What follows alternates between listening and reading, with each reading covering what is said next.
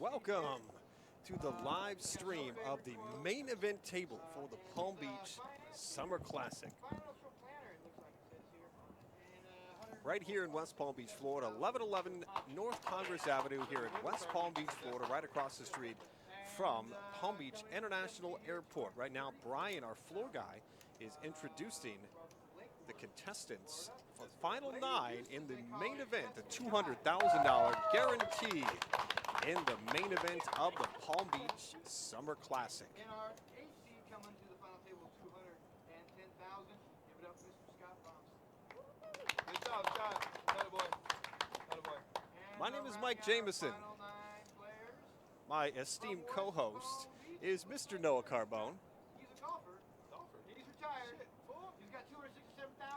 We're about to start the action very soon here on the final table. We're live streaming right here on Twitch. This should be a great final table, Mike. A pretty good field. Maurice Hawkins remains in the, I believe he's a chip leader right now. He is. We just lost a former World Series Poker final table player, Zen Kai. He went out in 10th, right on the bubble. Wow.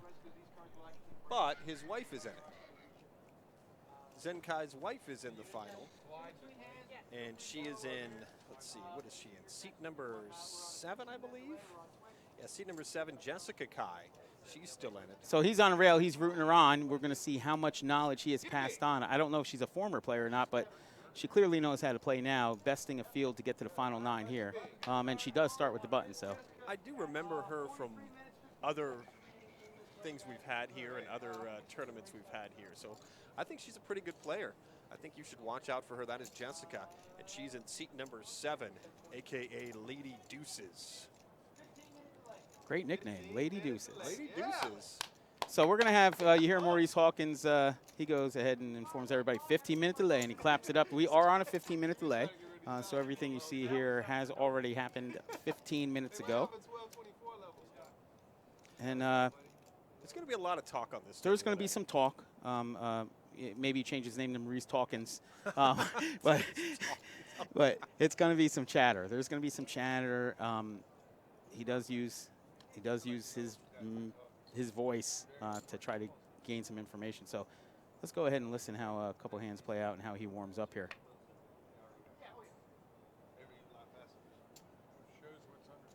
Judson Bennett, a fan favorite here at the Palm Beach Kennel Club. And a fashion icon. He is a fashionista. He's known to wear a sport coat with a pair of shorts. Yeah. He gives no you-know-whats. The biggest thing I've always worried about with Judson Bennett is that fashion designers are going to take it. If we could, right away, we're going to start with a pot here. And the cutoff. Joe T and the cutoff goes. He raises and Mrs.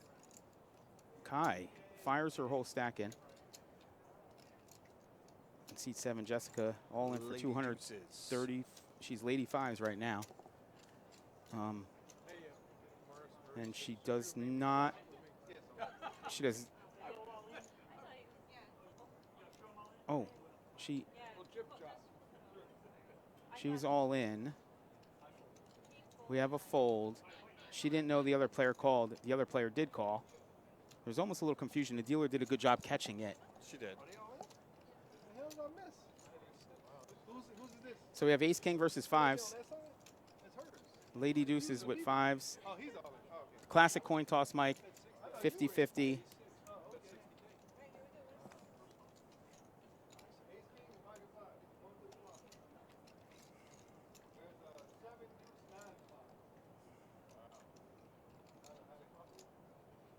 Maurice Hawkins calling a flop. He says, I didn't look, and it's a 7 deuce 5. That's pretty sick. We are on a 15-minute delay. We are. Oh, wow. I called 7 deuce back. Oh, and the king comes on the end. And Lady Deuces is eliminated at the right on the last card. Wow. And that's the way it's a coin toss. She needed to fade 3 kings and 3 aces, and it just didn't happen. And she goes out Quickly, in we're down to 8 now. 9th place. If you want to know how much the players are receiving, just go ahead and type exclamation payouts in the chat box, and it will give you a number and a rundown of all the payouts. Yes, exclamation payouts will give you all the payouts for the main event table. And again, Jessica Kai walks out of here in 9th place. Down to top 8 now. Thanks She for goes checking in. home, and on a car ride home, she bested Zen. So the whole ride home, she could tell him, listen, I'm the player now. If she's anything like me and my wife, Right. she's got a lot of He talk finished now. 10th. She got 9th. She's clearly the best player in the house. She is. Well, congratulations to them. It was a great run. A lot of people checking in. Vinny, Imagine, Dom, Zone Out, who was here yesterday, Scuba Vet, Megan Hume, she's checking in. A lot of people in the chat right now. There's Nightbot. The first place is going to walk away with $55,287. Lady Deuces gets just under 5,000 for her efforts. Pretty good. Not bad. Not a bad couple days work. Not bad at all. Things we're going to do is let you listen a lot to the table today. There's going to be a lot of chatter on this table. You see Mark there. Mark's his family's in restaurant business locally here in West Palm. He puts in some hours, and then when he gets some free time, he comes over and visits us here at the tournament room. I see him So here it's good to all see the him. time. All the time I see Mark here. Sorry for butchering your name today too on the In advance, right? on the chip count list. And as you see, exclamation bad beat, showing the amount of bad beat downstairs at $339,000. Thanks, Scuba Vat. You're the best. So you see, Maurice has heaps of chips. So I don't think it's going to get too quiet around here for a little bit. And Judson Bennett, he lets it go. Judson is a retired captain, a big ship captain from what I understand. He's amazing. I love that guy. I love seeing him walk in here. Love when he gives people a hard time. We have a player all in now. Scott with King 9 of diamonds. That's Scott Baumstein. Seat number 8.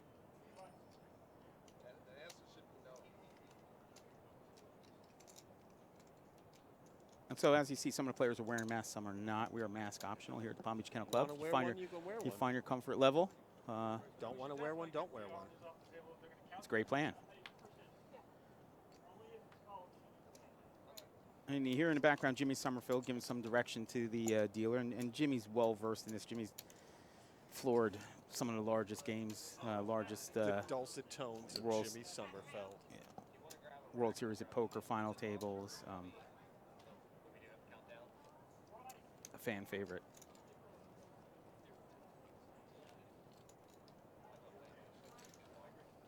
We'll run it down for you. And seat 1 is Stephen McCoy. Call him Jamaican Steve. Seat 2 is Jonathan Grant, named Jay. Seat 3, Maurice Hawkins. He calls himself the lawyer. Judson Bennett Judd is in seat number 4. Mark Rakoff in seat number 5. In seat number 6, Joe Thomas. Seat number 8, Scott Baumstein and Billy Shear rounds out the field. And seat number 9.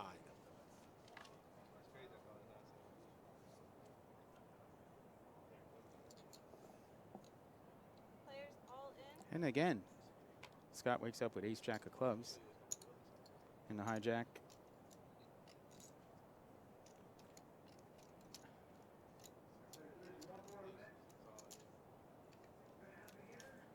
Mr. Hawkins folds. Hawkins. I don't know if he's going to like that. He's going to name. love it. I'm sure he will. How long have you been saving that one for? I didn't save it. That This just stuff came comes off. to me. See, I'm the kind of person, like, I thought of that in the shower this morning or something. No, I didn't spend any time or invest That's any time in awesome. any of that. It just, you know what? And it's not even me coming up, but someone in recesses of my mind just put the words together and just stamps it on his head. That's amazing. It is really amazing. Jimmy Summerfeld's getting shout outs in the chat room from Lolly Summerfeld. Jimmy is my favorite tournament director. She must really not know a lot of tournament directors. Jimmy was actually looking over us while I said that. Maurice entertaining anybody. Are the total chips and played correct? Who are the commentators? You want to see the commentators right now? It's myself, Mike Jameson, and Noah Carbone. That's us. I'll only be here on for a little time because we're actually going to have a poker expert on here sooner than later. Mr. Adam Schoenfeld. Yeah, Adam Schoenfeld is here. He's in the building. He's going to be joining the show in probably just a few minutes. So we have a hand, and again, we're talking at Mike as he sees these situations, and we talk about as you learn the game of poker, you see, again, the classic ace-queen versus sevens, referred to as what? Why are you asking me these questions again? Coin flip. Coin Again, flip. it's a coin Exactly, flip. that's It's what I almost said. 50-50. Both players try to, and the sevens lay it down. And again, when we talk about coin flips, now we're at a final table with 8 players left. Yeah, You start flipping coins, you're going to lose one of those flips, you are. and you're going home. So players are trying to avoid the coin flip situations, more so trying to get into hands where they have an advantage, or they feel like their hand has a advantage over another hand. So you'll see less coin flips, and I think that was a great play, laying down the sevens, or vice versa. The ace king more likely probably get involved there, but the sevens laying down is tournament poker. Todd Duke is not a huge fan of our structure. That's something that obviously we're going to talk about and work on in the future. JMS says he never gets to see Noah around the poker room anymore because Noah's up here dealing with this live broadcast. First place is walking away with over $55,000.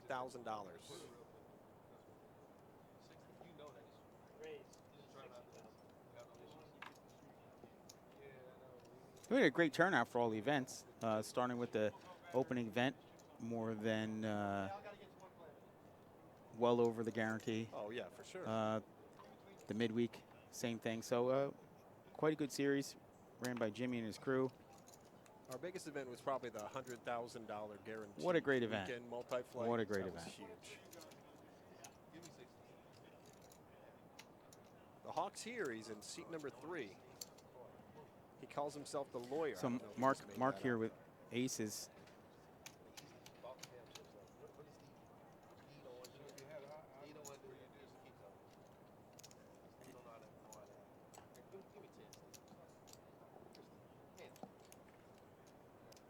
There, you happy now? I did it. You happy? So Mark gets it all in here. 273,000 total. It'll cost Joe from Jupiter, it'll cost him another 213. I think Joe understands that there's not many hands he could beat here, and I don't see Joe being quick to put his chips into this spot, and he doesn't. Yep.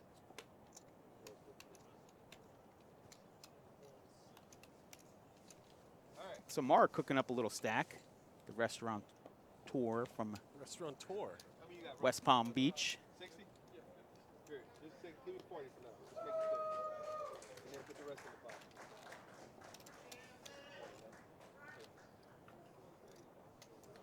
Maurice making change, doing a nice deal, saying, let me have those larger chips, and you take some of these smaller chips.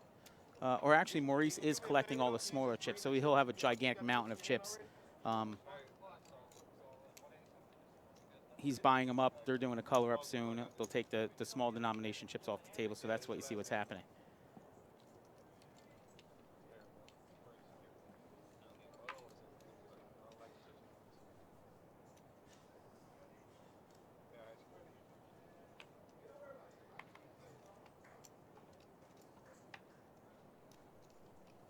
So it took quite a while. We got down to 2 tables, and then it took 2+ hours to get down to the final table, and then to eliminate one player at one point, it took 45 minutes. It did. And I believe it speaks to a couple things, the level of play by the players, but I also think that the tournament allows for a decent amount of play. does. How many you got there, bro? Reminds me a lot As of we saw in the first event, where we streamed the final table, and basically it was an all-day wait to get down to the final 9. It was. Last Sunday, it took an hour and a half to get from 9 to 8, and then the last 8 took an hour. 15? There you go. And 5. There you go. Thank you to everybody for checking in right here on the chat. 96 viewers right now. We're very proud of our live stream here at PBKC. This is the final table, the Palm Beach Summer Classic main event that you're watching right now. Down to 8 of the best players in all of South Florida. There's some good players in here. We saw Maurice Hawkins in day 1. That was on Friday. On Friday. Yep. Corey Zeidman was at his table. The fireworks between those two. It did. And we had a little fireworks.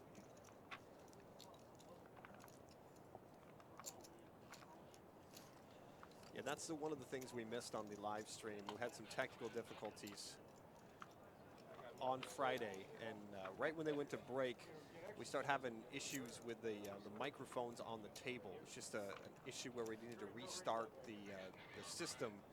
By the time we figured that out, all those fireworks had already happened and it was gone. But today we get to watch Maurice Hawkins and another cast of characters right here at the final table, including Stephen McCoy, Jonathan Grant, also Judson Bennett. Also have Mark Rakoff, Joe Thomas, Scott Baumstein, and Billy Shear. I'm going to get one. I'm going to get one. Got one? Yeah. See, I can read these cards.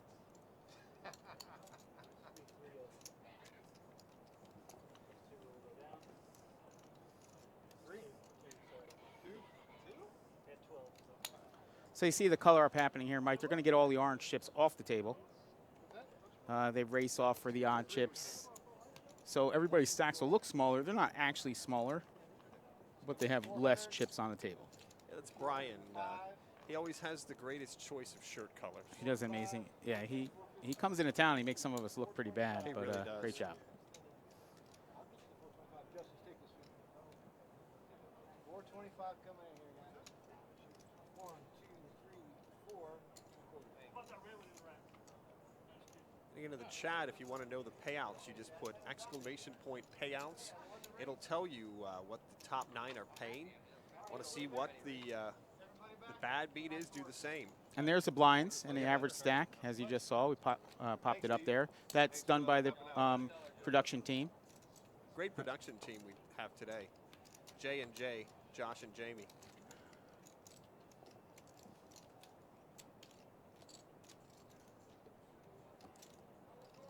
There you go, Austin. That's the payouts. 55 for first. Jessica Guy walked away with a little under $5 grand for 9th. Next player out.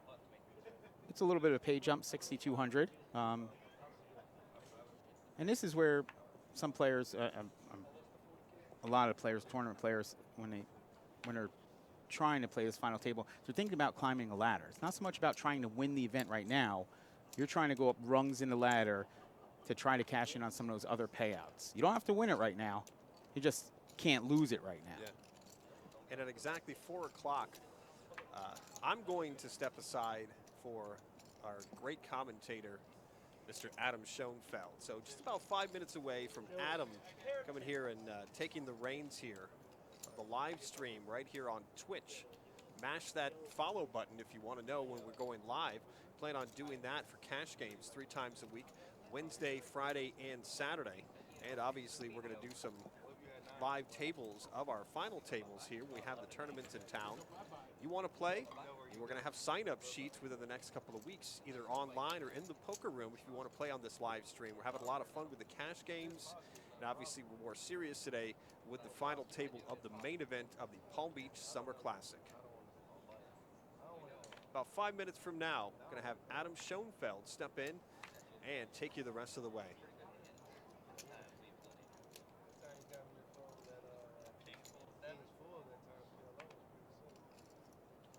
And you hear the player chatter, which we always find super interesting. We like to make sure that when they're talking, we're listening a little bit. And he thought about it. Joe thought about it for a second on the button to make a play with 3 deuce, but he says, you know what? Let me pick a better spot than that.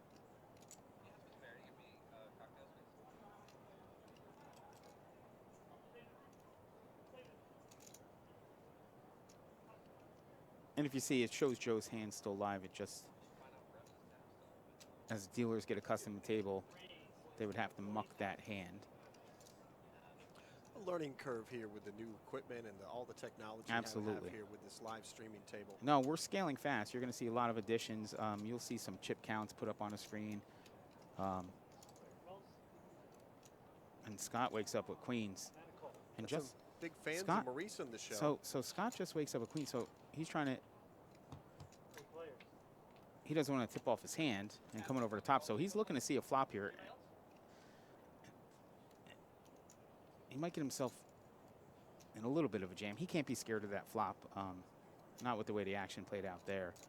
I assume he's going to lead out right away. And it's right now it's 3-way action. There it is. The production team got it back on track.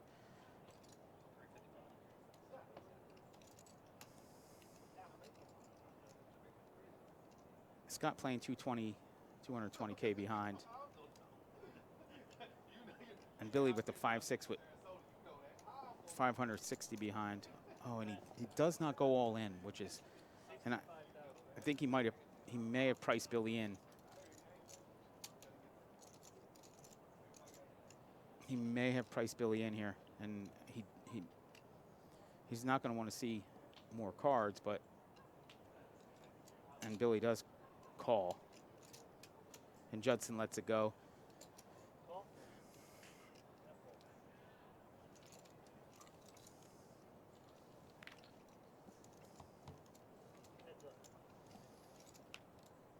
And that's a very safe card for Scott, and I don't see any other play here from him other than fire to stack in. But again, I don't pretend to be a professional player. See, Billy has 9 outs right now. And there it goes.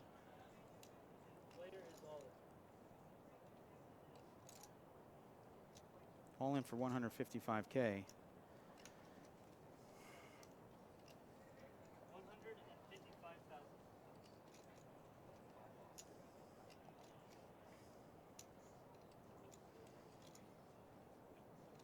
In hindsight, no matter how this hand plays out, it's actually, he was able to induce a call on a flop.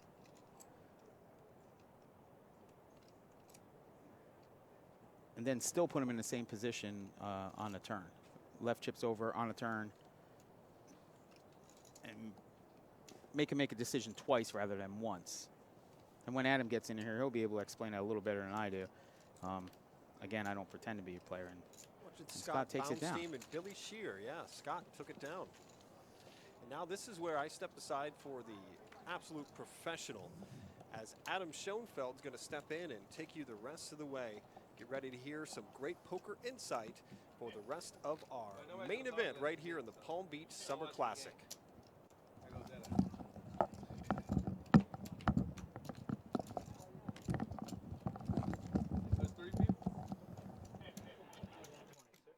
Dog start watching, it'll be nobody, right?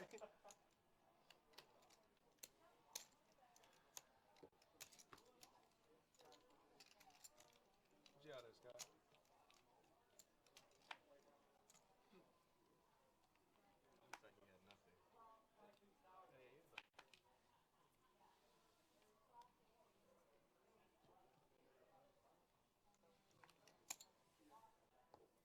Raise. That is 60,000.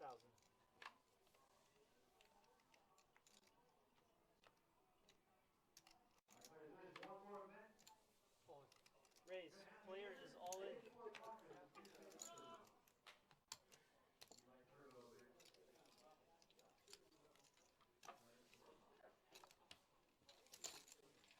Shows the ace of clubs. Kind of glad I didn't. It looks like we would have racing.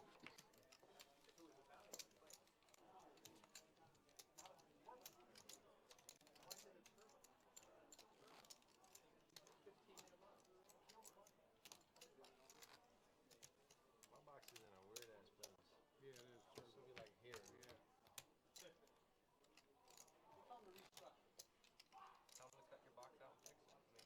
should be here though. Like it's really close to him. It should really be here. They can't be treating a world champ like this, you know? I ain't no world champ, bro. I'm just a champ. Oh, just a champ.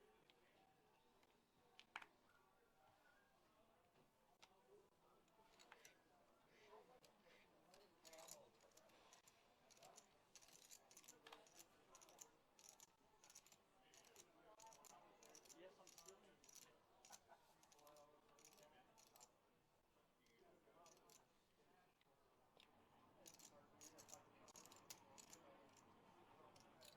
Raise, bet is 40,000. What you have, ace jack? How'd you know that? What's that? Player calls.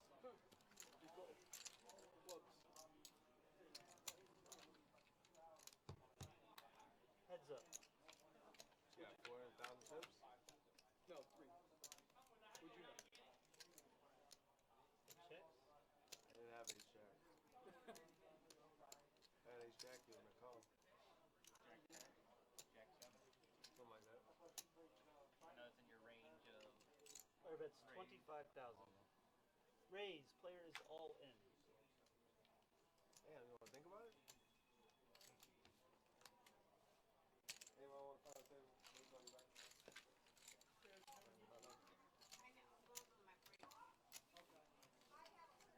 Apple Watch. Best thing in the world. I'd rather have an Apple Watch than a Rollie. So sick. I used to, all I wanted was a Rollie. Then I got an Apple Watch. Now I never want a Rollie again. Answer your phone calls. You don't mix the texts. Best thing in the world. You know what? There is something I like better. My rubber band. I used to sport my rubber band there for a while. Rubber band is yeah, you snap shoved on that guy faster than he could put his chip out there. How you feel about that, Scott? He folded pretty fast. I don't know. He I didn't was have a little feeler. I was like, oh, what most we times at? he's thinking for at least 3 minutes. He didn't give me a chance to think. He raises like a thing. Jig is up when he goes all in. Yeah, calls. that's true. I mean, there's nothing to think about, really. Especially when you get like that. You know, sometimes you just pretend you have a hand, you know? Well, you can't Hollywood no more. I mean, everyone's watching now. Yeah, everybody's seeing All his 3 cards. people. Raise, player is all in. Doing that.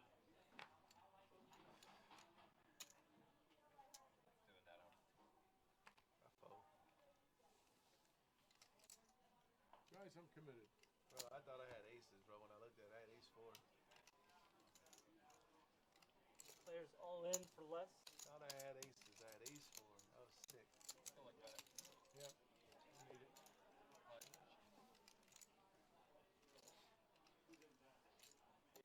But dun, dun, dun, dun. Ace king and jack man. I thought I had aces. It's a decent How about flop, an 8? actually. Any 8? No, like a 4 of spade spades turn. for At least a a spade sweat. for The a 4 of sweat. spades. That's a sweat card. Just an 8. 4 spades. That's dead. You're dead, buddy. I'm not dead yet. Any pair. Any Four pair. spades 9 is or sweat jack. Yeah. You gotta get the 4 That's it, spades. sir. Bennett.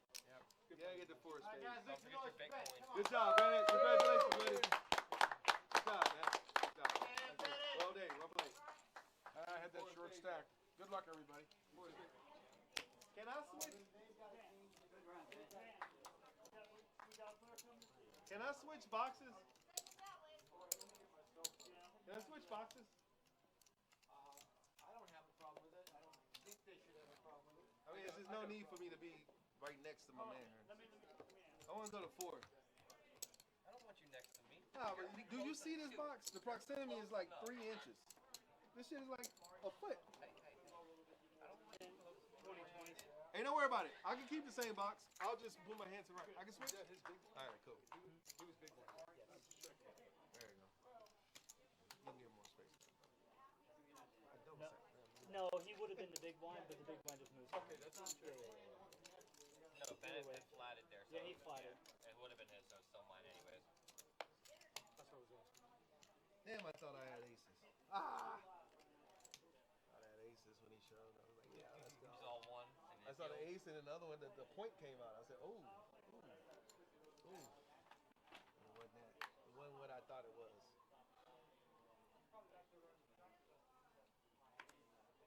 driving. So, But I'm in charge of the music. You understand that? See, that- Driver, the passenger's in charge of the music. in my car, no one is allowed to touch any buttons except me. And it is Adam. So Scott B came in with a min raise and takes it. But the only person that verified it was his friend. So last week I noticed that we didn't get much post-flop play in the tournament that we did, that we streamed. I want to see if we get some post-flop play here. And I was very interested in that hand with the queens and the up and down straight draw that we saw right before I came in.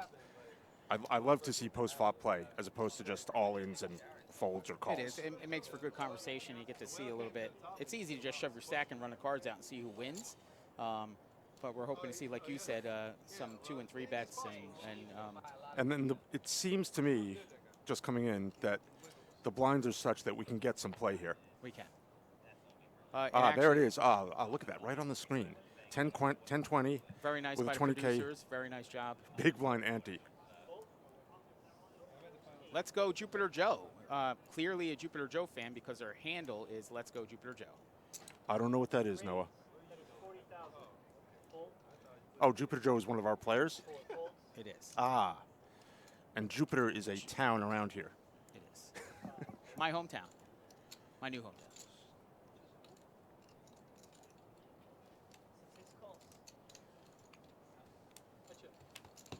So Stephen Emily positioned King 8 offsuit, made a min raise, and Joe T defended from the big blind. Joe T's got about 20 big blinds total, and Stephen has about 35 big blinds total. Joe's in a little bit of trouble here because his 8 is dominated. They both have 8s. And Stephen's got the king kicker. Yeah, he made a pair, and he actually didn't want to make a pair of 8s.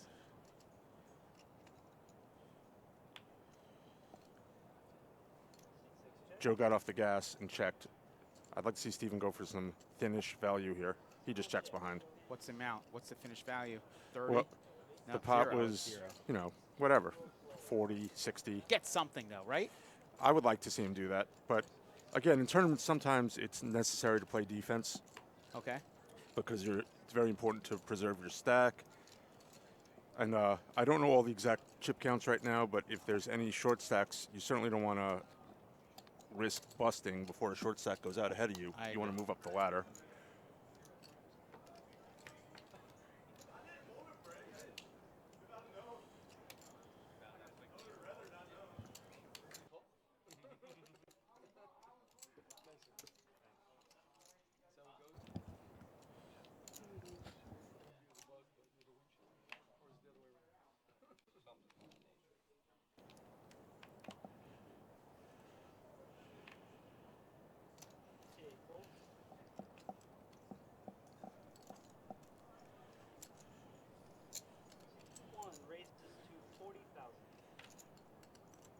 I like the min raise very much, just in general. Min raise is a strong move. It's like, what are they doing? It's not aces. It's like, wait, maybe it is. Are they trying to trap me? It makes you double guess and triple guess yourself. Well, I think it's more that it's become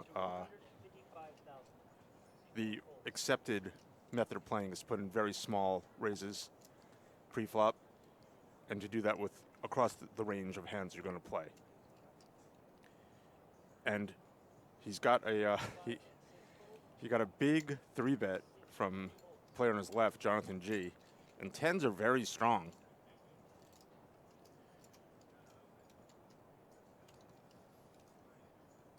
He could jam this right here. It depends on what he thinks of Jonathan's range. Right, and but they were at 2 separate tables for quite some time today, so I don't know if he's had enough information or got enough information to put him on a range. And I'm a big fan of trying to figure out a range, and I don't know if he's gotten enough information just yet. I mean, the pot's already 245,000. That's worth picking up.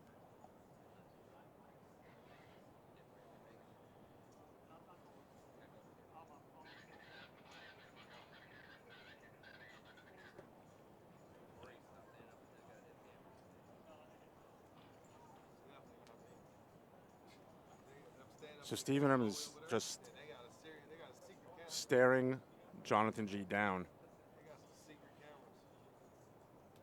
It's giving him pause, that's for sure.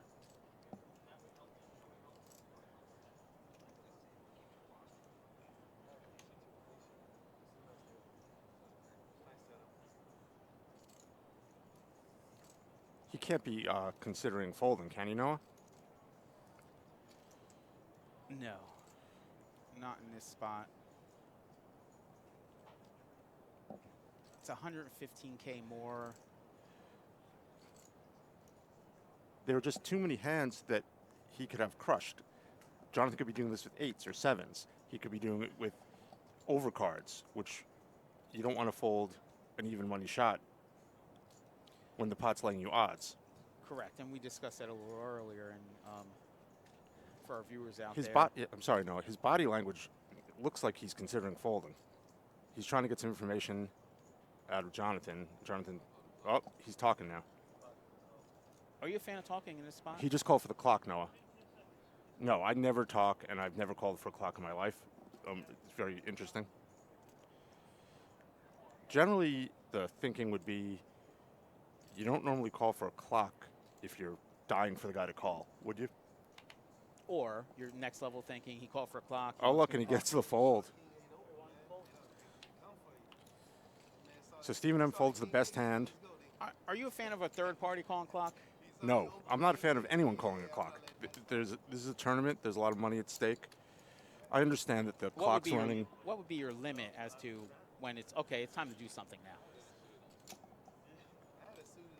I don't really have a limit. No. Tournament he was thinking for quite a while. I'm not faulting, by the way, the player for calling the clock. I just don't do it. Did you have a bedtime as a child, or no? You just went to bed when you fell asleep? I was raised by wolves, Noah. Okay, So I believe that. Yeah. But at some point, it's time to do something. Right or yeah, wrong. but I really don't think another player should do that. No, I don't think a third party. Yeah, and Jonathan was saying that he had a good hand there and he didn't know what to do. And that's exactly what happened.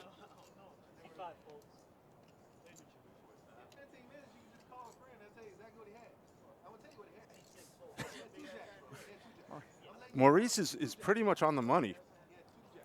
Maurice is saying that if you wonder what he had, that the Razor had 2 jacks and he had 2 10s. That's pretty accurate. Remember, I tanked for a long time. All right, you can say what you think I had now. Huh? No, I'm not pulling a Scott. Y'all making it a verb now. I'm not doing that. Scott. we're going to see a three-way flop here.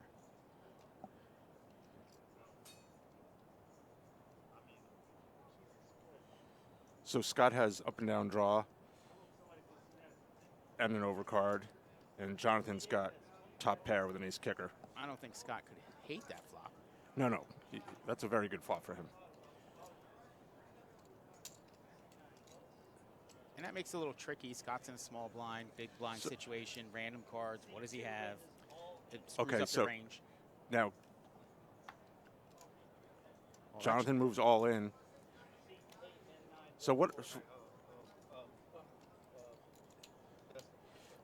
I've seen from Jonathan so far, he's very aggressive and he's not scared to move the chips, and it's working so far. So he's just picked up 2 nice pots in a row. Nobody asked you. When I asked you, no, the one before that. It's going to take a second. As you're watching our stream, if you hit the follow button, you'll be notified when we have additional streams. You'll see full schedule posted in the next week or so. We'll be going live on Wednesdays, Fridays, Saturdays, our large events. So go ahead and hit that follow button. There's your clock, Adam. Got it. I like that. Yep. Maurice is giving a little seminar at the table, which is very interesting. The seminar, that he is doing it. No, he's giving a seminar to the other guys on what he thought of that big hand. I still don't know, but I didn't see a card. Shots fired. Oh, Now you know. the guy with the cannons calling shots fired. Now you know. He's the king of firing shots. He's known for his table talk as well. Did you live under a rock? like I said, I know of him, but I've never seen him play. Well, now you do. All right, in 2 more levels. Pay attention. Seat 5 folds, seat 6 folds, seat 8 In 2 more levels, I'll let you know. I'm going to Twitch. I'm going to get my little suit on. Drag it. Maurice has his team, his pit team, Yeah.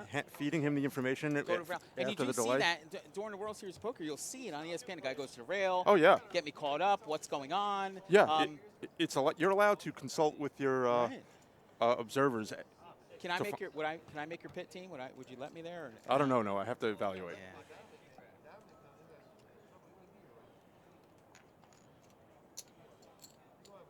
Seat 1 bets 20,000. Seat 6 calls. Oh. Whoa, Joe's got just a gut shot, He has the. and now Steven has trips. Joe should be done here.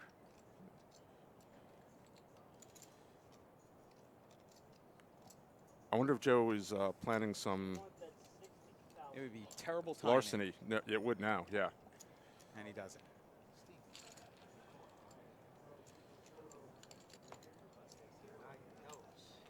So Joe, he couldn't have known this, but his queen is good, his jack was good, and the gut shot was all good. It had to be ace queen now. Now you're really like torn about it.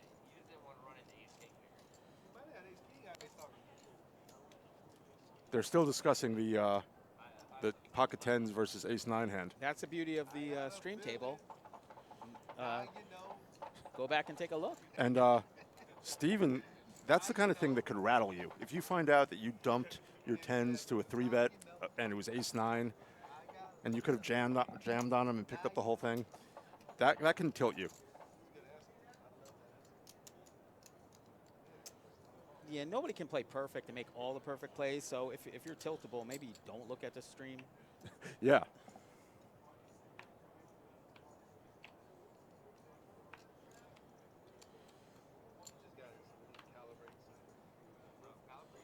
It's hard to put the 3-better on exactly jacks or better to fold that there.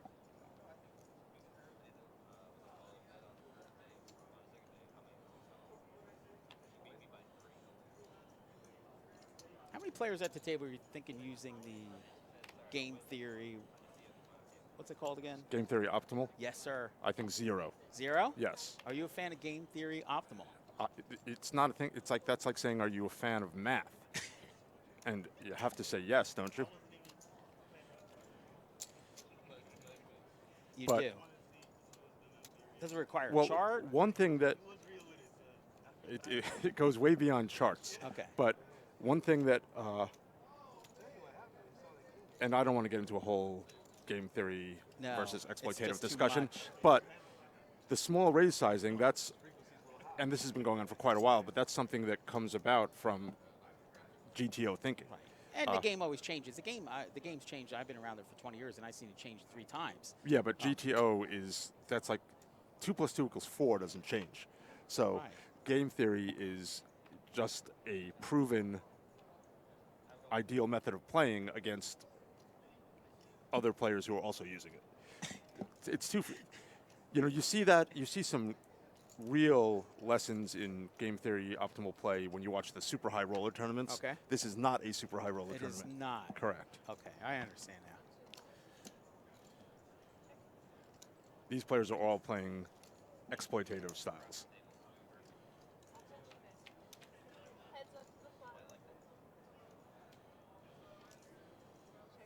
So this is battle of the blinds.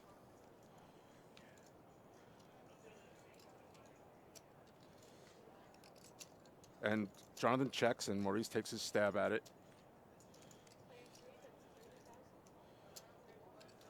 And Maurice was taking a nice small stab, giving himself a great price. He might have been able to pick it up right there. Right. And now he pretty much has found out what he needs to find out. And then Maurice just improved on the end. There's no scenario where, Maurice just got there. and he fires right out. Well, Jonathan checked and Maurice bet, and What can I beat here? Yeah, here, take it, Maurice. Jonathan is playing this perfectly. He called when he was ahead, and he folded when he was behind. That's always the best plan. Yeah. And Jonathan and Maurice both have large stacks. I think they have the biggest stacks right now.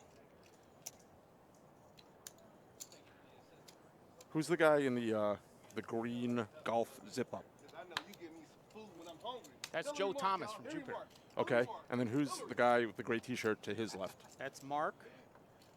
All right, we have two Marks. Nope. Oh, I'm sorry. That's Scott. All right. Southern, what's that Southern one? Southern one above? You got a little breakfast spot food. I don't know, they got other stuff too, but Okay, so here comes Joe with his whole stack. And that's the right move with a stack of around 13 blinds.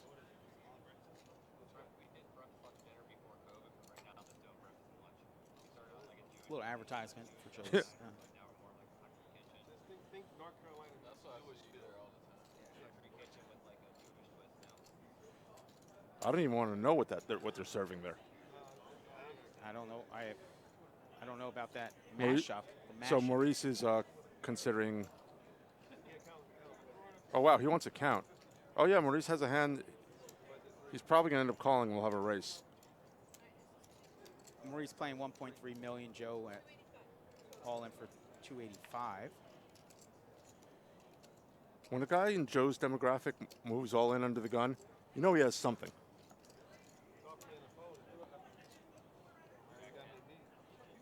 Oh, Maurice laid it down. Interesting. And Joe saves him the time of digging up the Twitch video and says, "Here, I had tens." I was calling 2 1/4, but then when you said when it was 300, you said 2 1/4. I was like, hold up. I'm being hustled. Wow, that was interesting that Maurice picked up on that. When he asked how much, Joe said an amount less than what he really had. So Maurice deduced that Joe wanted action, and he laid down his king-queen. Yeah, king-queen could end up being dominated there.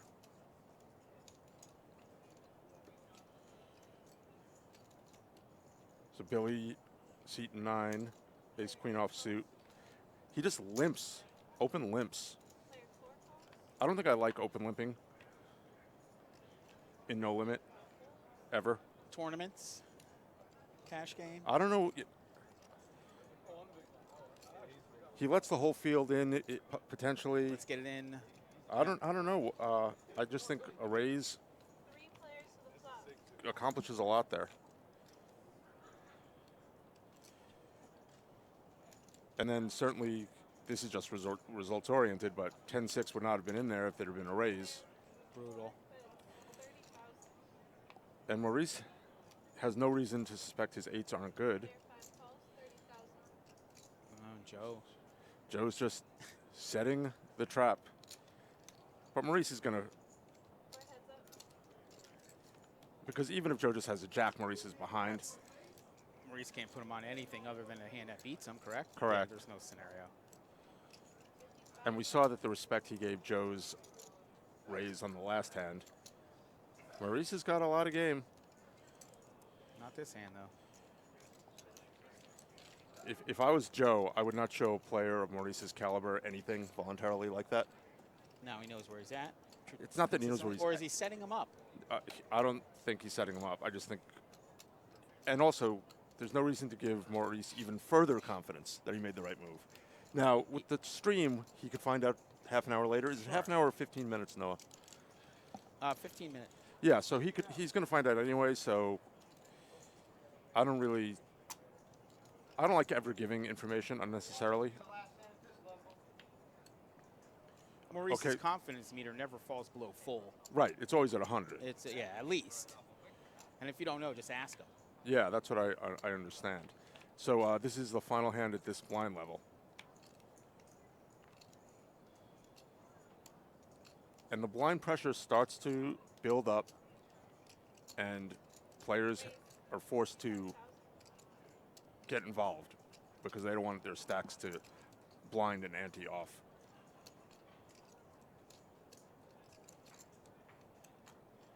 So it folded around to Maurice, and he makes a standard sort of raise, just under 3x.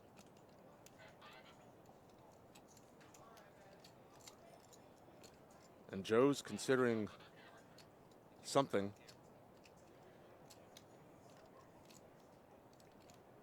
Thinks better of it.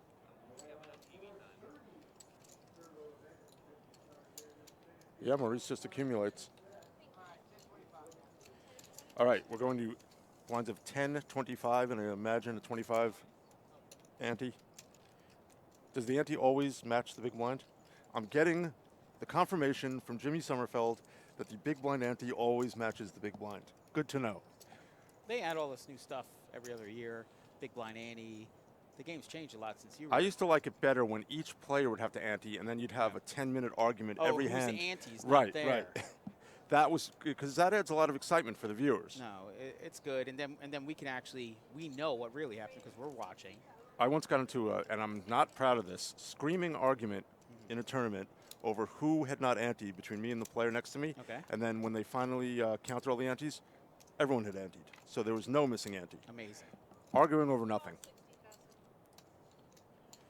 So Maurice is really turning up the heat here.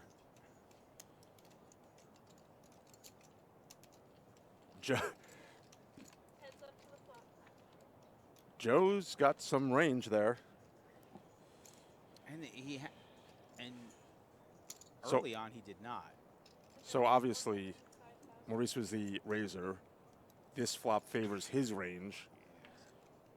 He bets and takes it. Joe reaches back and thinks again. And Oh, you know did he what? do a little double clutch there? He did. Well, okay. Was he doing it before Maurice bet, sort of as a warning? No, he was in Okay. turn. No, he absolutely considered doing something. So Joe's got some speed, which You figure, you won. I folded to you when I was flipping to you. I folded to you when I was ahead of you. Mm-hmm. And then you're like, you know what? Let me try this guy. I almost ran into a damn hammer. See what happened. Yeah, I understand the psychosis of it all. I mean, yeah. he understands the psychosis of it all. He's I think he meant psychology, but I think psychosis works also. Can we get a fact check on that? Players all in. So Joe plays 9-6 suited one hand and pocket queens the next. They can't put him on a hand now.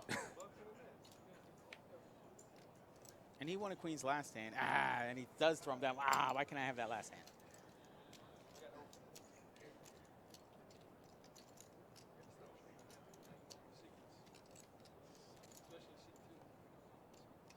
See, Joe just said he's got to stop showing his hands because he's giving away all his secrets. And I think he's actually right. He may be kidding, but Checkmated his. I don't know who's going to get the checkmate, but he got him in check. Self-aware is a big thing in tournaments. If you're aware where you're making mistakes, and Joe just figured it out, I don't think he's going to show them anymore. I'm not sure about that. But just in the few minutes we've been watching, I could see why Maurice has $4 million in tournament earnings. He's been pretty flawless so far.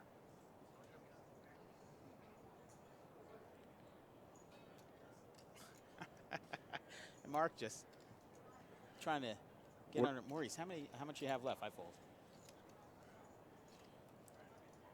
Players all in. So Jonathan's not messing around. He Now, moves in all for from- 970. 1 million. Yeah, I'm all in for 1 I don't know million. why he would do that. To be serious for a second, Hold on. because Wait, Maurice has Maurice is never calling here. no way. He doesn't want to. I want to hear what he's saying.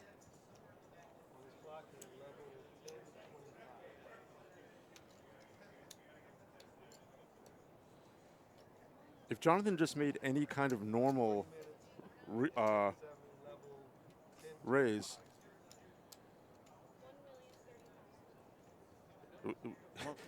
Maurice taking notes yeah. to run to. So if Jonathan had made just any kind of normal raise, he might have gotten Maurice to call, and Jonathan has ace king. It's an extremely premium hand. When he moves all in for $1 million, that just guarantees he's going to pick it up right there, which is not always the best result. He could have won a much bigger pot. Of course, that comes with some risk. What he had right now. So Maurice really does have a full team. I want to text on my phone what he had. And the phones aren't at the table. Yeah. I And mean, we are on a delay. it's well established that Thank you. what Maurice is doing is allowed. Text me what he It's just unorthodox to do it so loudly. Text me what he had. I know you watching. Tell him what. He's appealing to you fans at home. Yeah, tell me what he had. We should go ahead and throw his cell number up on there so everybody could keep him updated. Tell the damn dealer to give me a hand. If anyone's listening. So, 55,000 raise.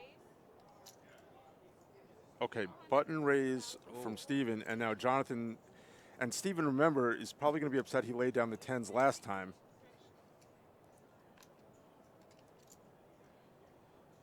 And Maurice just fold king queen again.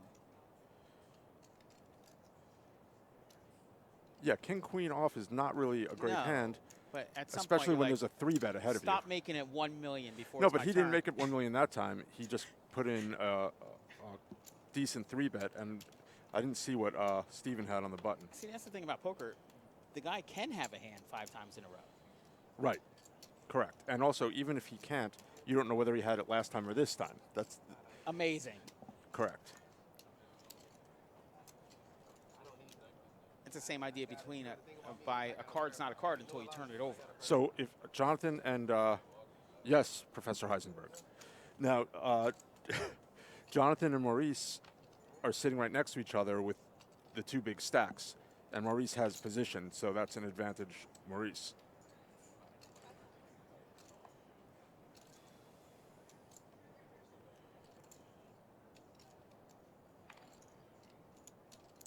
C1 raise.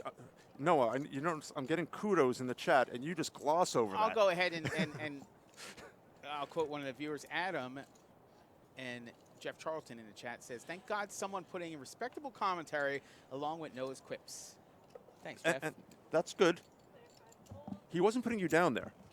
He was acknowledging your quips. I've heard people say the same thing about John Madden before also, so I'm not upset about it. So here we have. Heads up to the flop. I was busy talking about myself and I wasn't following. Stephen M has flopped the nuts, Oh, that's a but Joe doesn't have anything where he can continue. And Joe will be first to act. He does have a gut shot. Oh, and Stephen checks cheekily behind.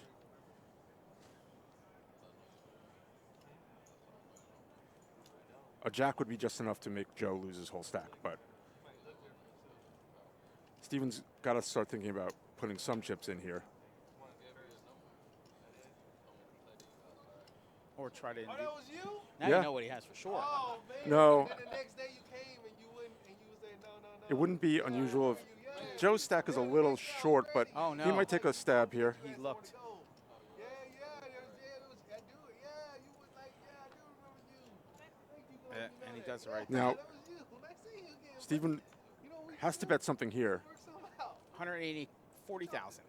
It would actually be a penalty if he checked back the nuts on the river. 40,000. Oh, Next day I was like, let's do it. And he was like, I 130. was having fun. It was in the 2-5. At that point, there was no way for him And to it is a get penalty, anything. correct? Check with the nuts. It was funny.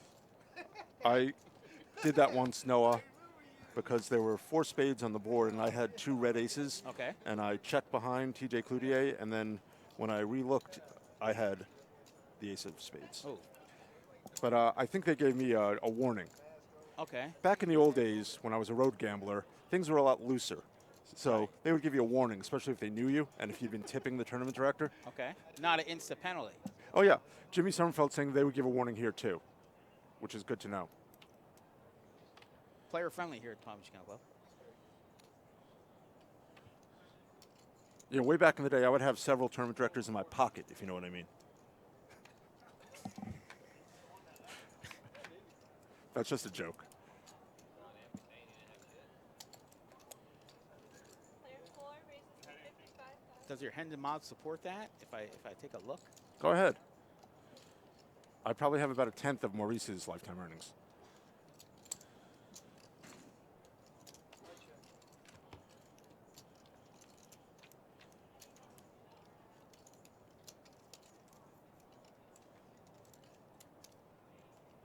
So Maurice did a late position raise, and Joe wants to play with Maurice.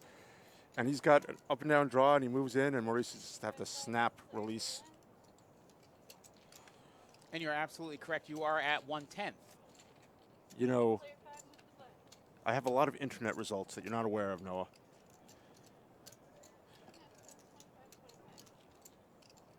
Or anybody else in the whole world is aware of. No, some people are aware of it. Let's just, this isn't about me. Back when I was a road gambler, Noah, we barely had any tournaments. There was one 10K tournament a year, the World Series.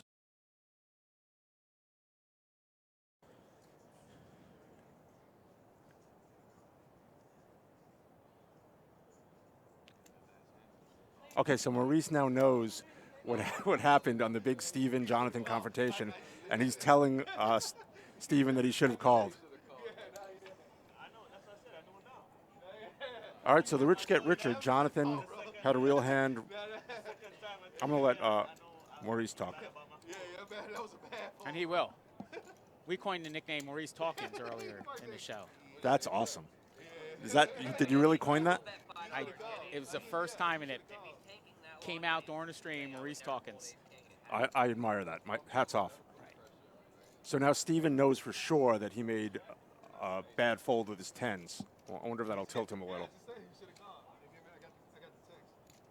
Somebody said don't get in a guessing game with music against Adam. Well, in a very narrow genre range, that is correct.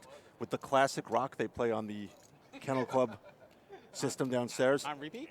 Yes. What song's next? I mean, no, not what song's next because they're randomized. Okay. But, and I didn't need to look these up. It's just the classic rock. I know every song that ever came out in classic rock. I would like to do that. You know, the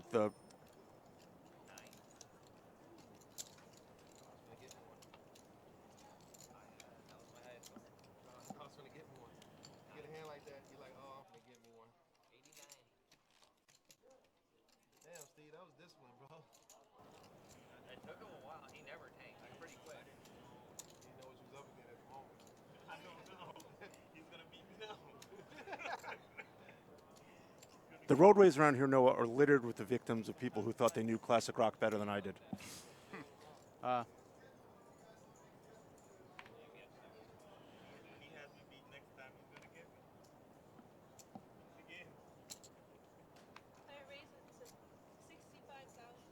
And there you see the updated chip counts.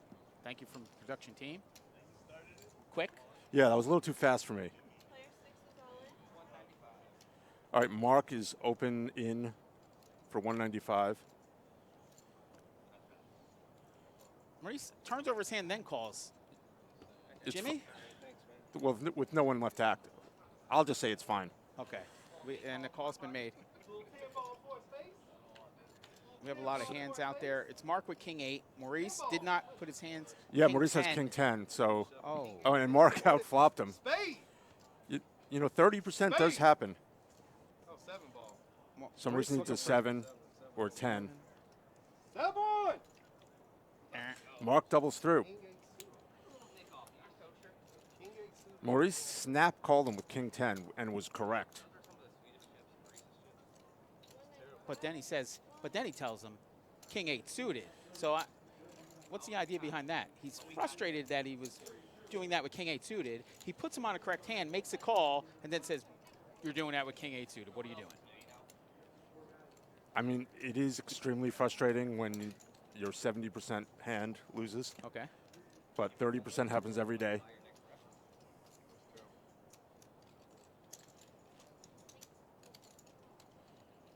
Lady Luck asked if the Will Stream ever get hand statistics like ESPN. If you do, you see them. They do pop up. No, I think we need advanced analytics.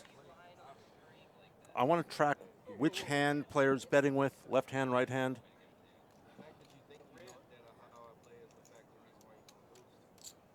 Do you keep track of that when you play? No. I want to hear what Maurice is saying, though. Yeah, Maurice is still upset about that hand, and I don't blame him.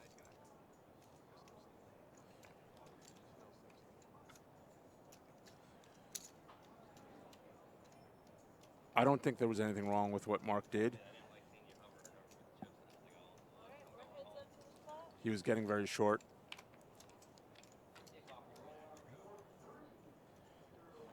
The thing, no, you don't want to get blinded down so far Okay. where you're guaranteeing yourself a call if you have to shove a bad hand. Okay. So Mark wanted to shove when he still had some fold equity.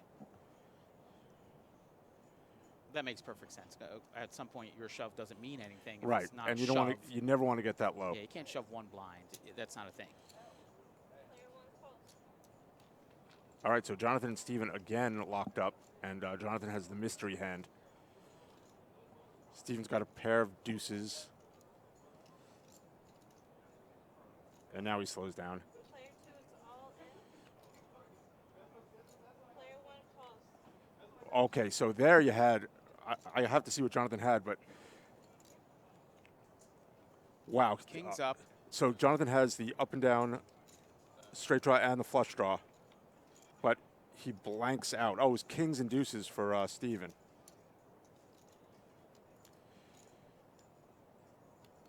Is that right? Open-ended straight and a flush draw. Yeah, correct. But all right, so the graphic said 10 deuce to begin with, and now it says king deuce. And it's Steven had the jack 10, and he's going to be out.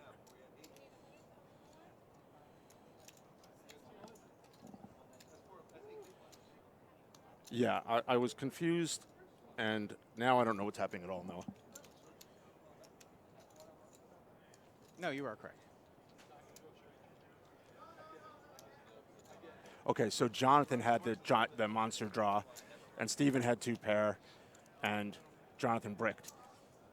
So that's going to put a dent in Jonathan's stack.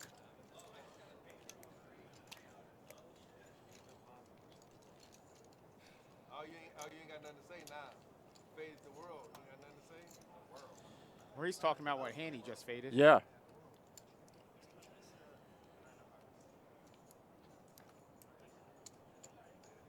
So, Adam, I'm going to put you on a spot a little bit now. I have a guest commentator who I know my knowledge is more than Mike's, less than yours. Now you're going to bring someone to show I'm me going to up? bring in the big gun. You know, my agent... A World Series Poker final table list. Well-known player. And he'll be jumping in just a second. This guy, Mr. Zenkai, our local player. I like to think that he learned how to play the game at the Palm Beach Kennel Club. But let's go ahead and compare some of your knowledge to his here. You know, I think my agent specified no professional players to show me up. No begging at the table, bro. Yeah, play your cards. Stop begging.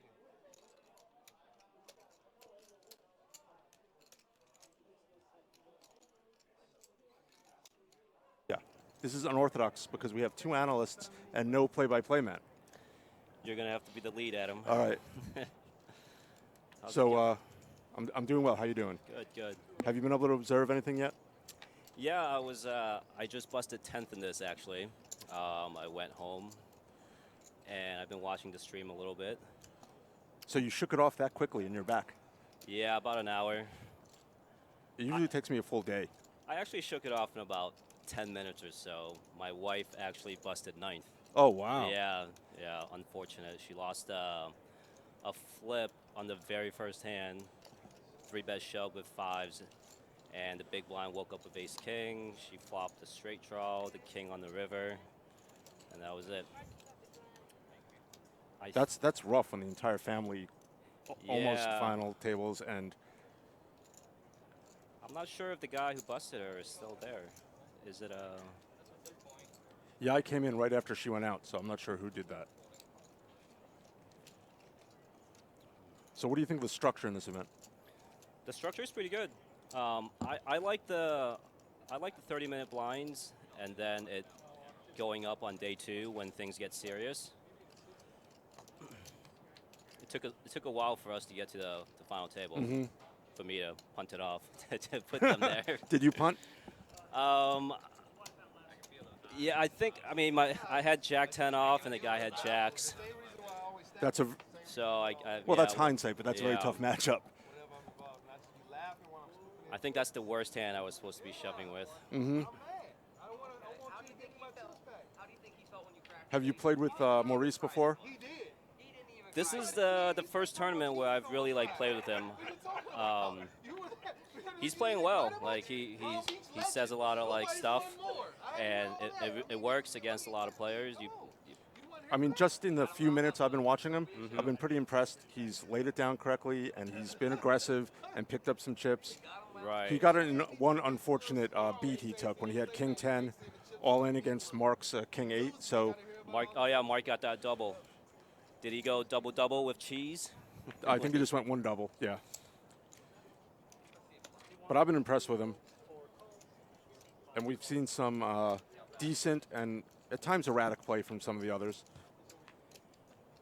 Yeah, this is a pretty tough final table for a buy-in like this. Like, we got Maurice with like over $4 million in earnings. You know, Scott there in the mask, he's been on a tournament heater as well. He's got a couple million in earnings. Oh yeah? Yeah, he's a reg at the Hard Rock. He took down like, I don't know, 3 or 4 tournaments in a row. Like and I'm pretty sure he's not the type of chop either, so he just won it outright. Steve in seat 1 is a cash game reg, like playing 5-10 plus, so he's a solid player. Not really sure how much tournament he played, but he's definitely a solid player. We saw a really interesting hand with Steven had pocket 10s and Jonathan to his left. So Steven raised and Jonathan 3-bet him. And with the stacks pretty deep, Steven just laid down the 10s. He didn't even call. And it turns out that Jonathan had ace-9 off. Oh, wow. That's good. Yeah, so he just didn't call, didn't see the flop. And now he knows that happened, by the way. Yeah, I don't know too much about Jonathan. I would think that Steven folded because Jonathan just had position and he just has too many chips and don't want to play a big pot when there are so many short stacks. Yeah, that makes sense. Still. Steve actually played a hand with Maurice that was like really interesting earlier when we were playing. He just flatted with aces in the big blind when Maurice raised. Comes like 7-7x. Maurice had the ace-7. Oh, wow. So Steve lost some chips there, but... Yeah, it's hard to fault him on that. Yeah. But I would think that Steve would be playing pretty correct and not give up his chip stacks while there's a bunch of short stacks still. Yeah, one of the worst disasters in tournament play is getting busted when there are short stacks right behind you. Right. Yeah, sometimes you just don't want a hand. You don't want to be involved. You don't want to see that ace-king or jacks. You just want to let the short stacks do what they got to do. Right. You don't want to take a coin flip if you can move up 3 spots by just sitting there. Exactly. So Scott B's flopped bottom 2 pair, and Jonathan's got top pair of aces. And Scott leads out for 60.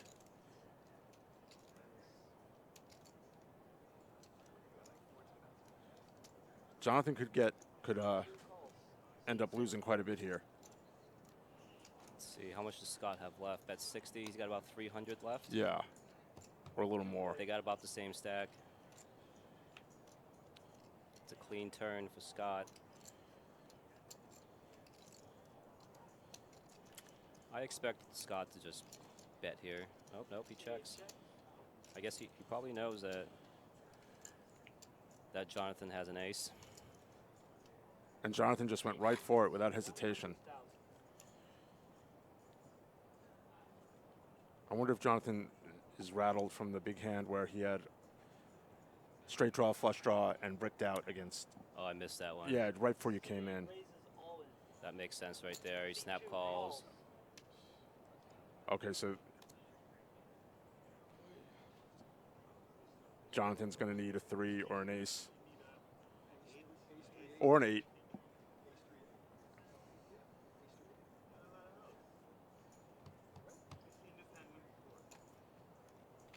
Oh, it's a 10. So that's Jonathan out. Wow.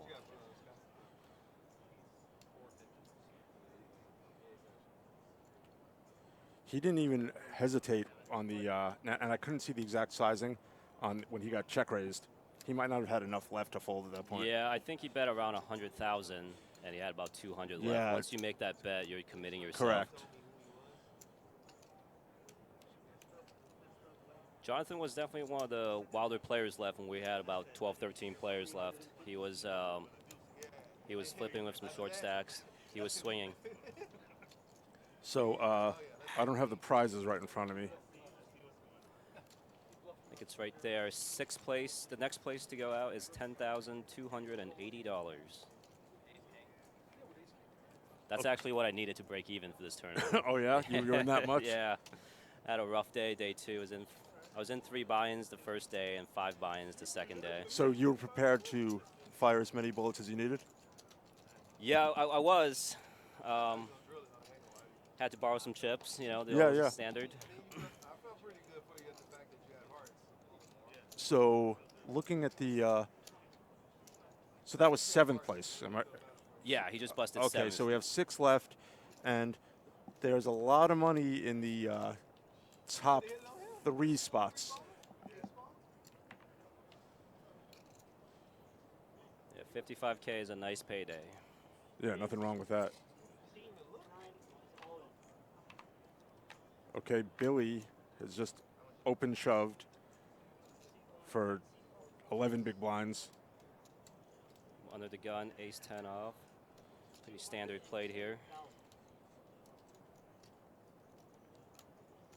Mark's thinking with the ace 8. Yeah, you don't want to call it off with an ace 8. No, I don't think he's ever calling there. Maybe in the big blind, but You don't mind shoving with ace 8, but you don't want to call it off like that. The problem with calling is you have to win the hand. yeah.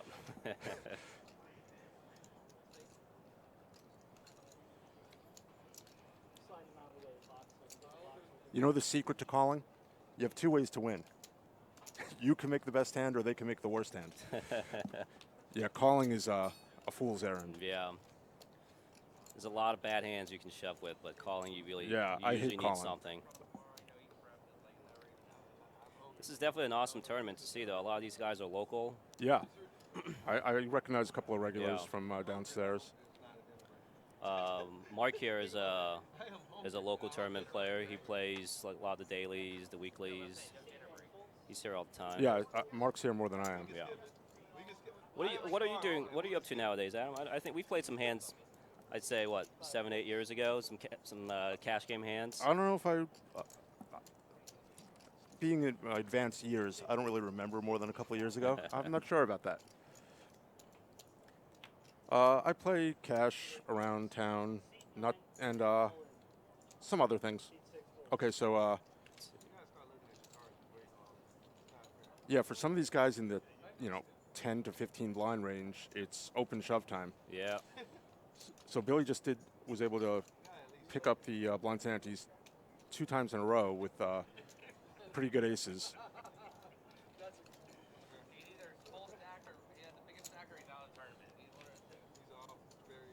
There should be a lot of good poker left, though.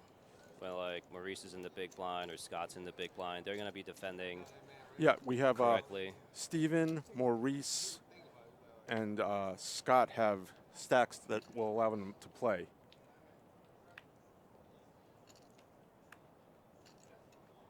And you get into the really interesting dynamic between the big stacks who have to be wary of each other and then the small stacks. You don't want to have a small stack run you into one of the bigger stacks. Right.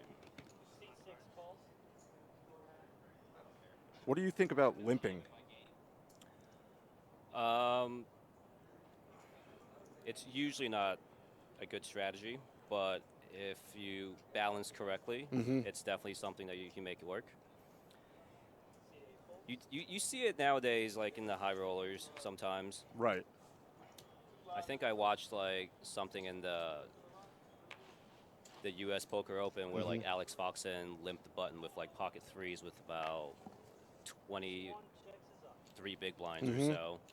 And I'm pretty sure the reason he did it was because the 2 big stacks at the table were the small blind, big blind, and he just didn't want to like risk too many chips, but still want to see a flop. Right, his hand is too good to just fold. Right.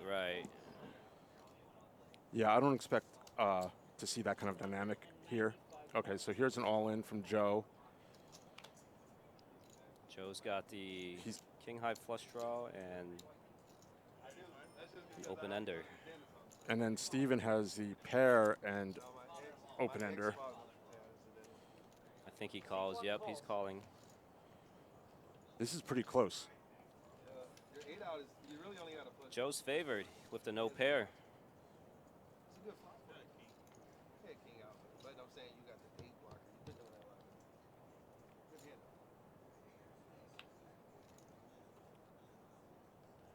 I'm going to look back. Let me know what happened.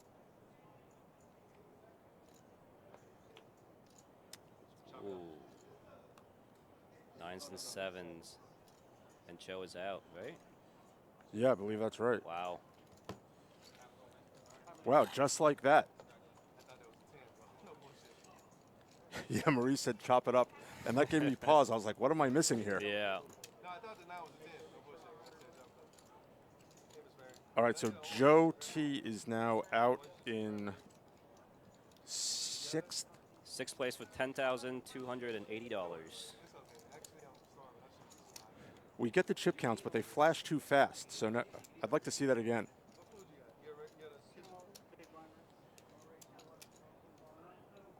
Looks like Steven's got about almost 2 million.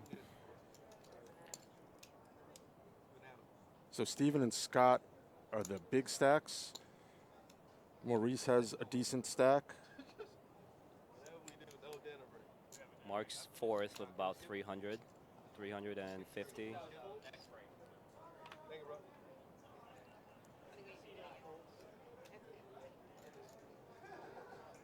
I won't give my opponent a banana. I want them crashing.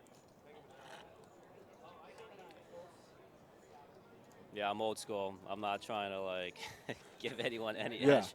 If they're hungry, they can wait. C1 raises to 60,000.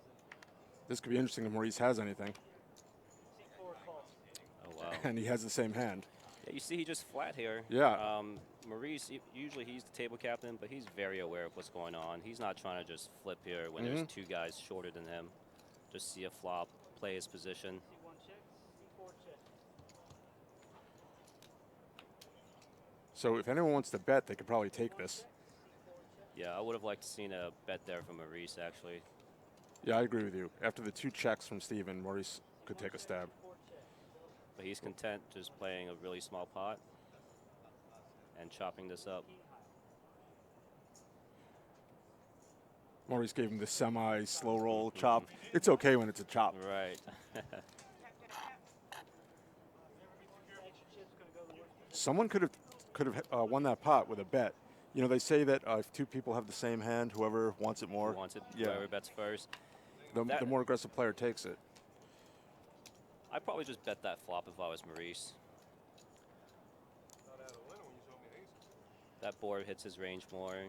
Mm-hmm. If an ace or king ever comes on the turn, and Steve is still in the hand, you usually make a lot of implied odds there. I thought it was interesting that Maurice flatted pre-flop, and Yeah. I'm certainly not criticizing it. I like it. Yeah, an But- ICM play for sure. But small blind, big blind, you probably still have to shove there. All right, we resume. You shut your mouth, because I feel like I do ace king and I gotta hear all this. Even when I chop, I gotta hear your noise. I mean, It's ironic that Maurice is complaining about other people talking. Yeah, these two have been chirping at each other all day.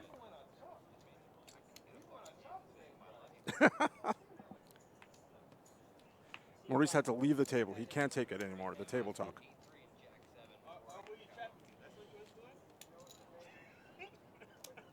that your replacement, Noah? Try to get me. They're like, all right, I'm gonna fuck him up here.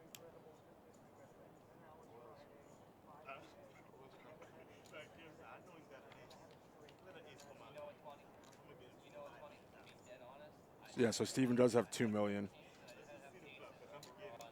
Maurice has about half that, just under half that. Wow, we're getting some good stats here.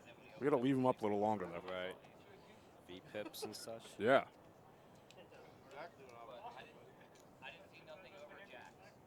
Yeah, I think these guys are waiting for. Is it Billy? Yeah, Billy. Billy to make a move before they start playing some hands. Yeah, Billy's in the 12 big blind range. C1 raises to 50,000. C4 folds. Steve should be opening a lot as well. There's a spot here where you can mix shoving with the king jack off. But Mark chose the low variance round, just flatting. Yeah, I definitely could see a shove there. And it would get through. Ace-4 would have to fold.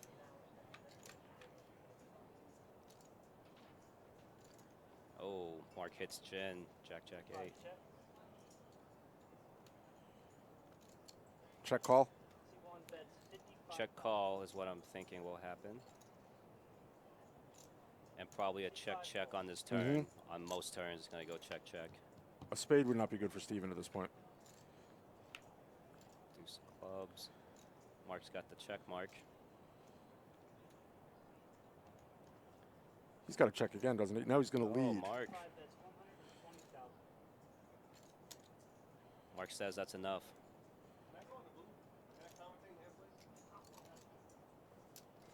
This is interesting. Maurice trying to take our jobs already. Yeah, well, he can have it from what I'm getting paid. What do you think of the lead there? I don't like it. Yeah, me neither. I don't. What does it accomplish? It accomplished him from checking back. He doesn't want to give him a free river in case he has something like queen 9, queen 10. These gut shots. The only thing you're really worried about there are gut shots, right? Yeah, the other thing is Steve is the big stack. He's the guy that can bust him. So he wants to put a little protection in. But that board is so dry. I think you just have to live with the check and just whatever happens afterwards. Yeah, I think a check was mandatory there. Like if Steve has an overpair, he's probably betting most of the time anyways. You can just put that check raise in to protect from a 2-outer. But yeah. And if Steve is going to take a shot, you got to let him take a shot. Right. Steffi Mo says Zen and Adam make a good combo. All right, thank you, Steffi Mo. I think that's one of our dealers from downstairs. Thank you. So they're going to take an unscheduled break, Zen. Unscheduled break. All right. That means we'll be taking an unscheduled break? Apparently not. I think we just have to fill, but I don't mind sitting in silence either. I told Noah I want fill music for the unscheduled breaks. I'm just kind of trying to top off on my drink, you know. So first prize is $55,000. Nothing wrong with that. Second, $34,000. Third is $24,000. Fourth, $18,000. Fifth, $13,000. $13,000.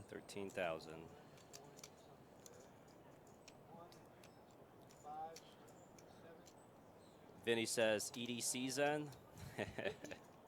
Maybe we'll see. We'll see how the fall's going this year. That's a music festival? It's a music festival out in Vegas. It's always during the World Series. And for some reason, it's always the weekend of the seniors event.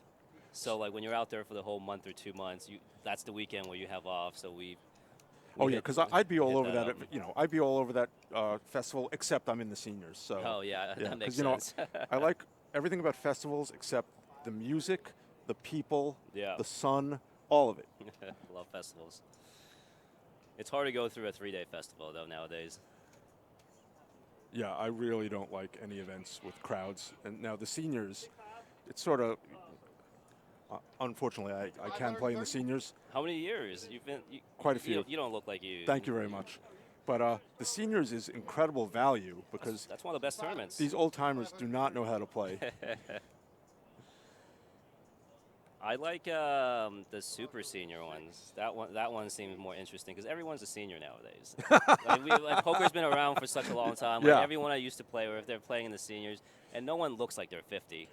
Yeah, 50, well, in my case, like 50 is the new 80. But, yeah, a lot of seniors are doing pretty well physically. Yeah. But I'm suited. Zen, in the Kai household, will Jessica be talking smack about the higher finish. All right, first player, $1,950,000. Probably not. Maybe in a Second couple player, days. $945,000. To be Third honest, player, we're both pretty bummed out right now from the Fourth 10th player, and 9th place $925,000. finish. Fifth player, $315,000. So if you're Billy with 12 big blinds, how hard are you looking to shove? Or are you willing to blind off a little bit? I'd be playing pretty aggressive. Like if I'm the shortest stack, you know, a lot of aces are gonna look good. I'm shoving a lot if I'm in the small blind and everyone folds to me.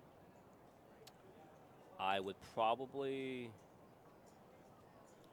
be shoving on the next shortest stack's big blind a lot, just to put a little pressure on him. And that would be Mark. That would be Mark right now, correct? So Maurice has the classic VPIP and pre-flop raise. His stats look very solid. Yeah, I just missed it. Scott, 19 VPIP. Yeah, Maurice was at 30 VPIP and 20 pre-flop raise, which...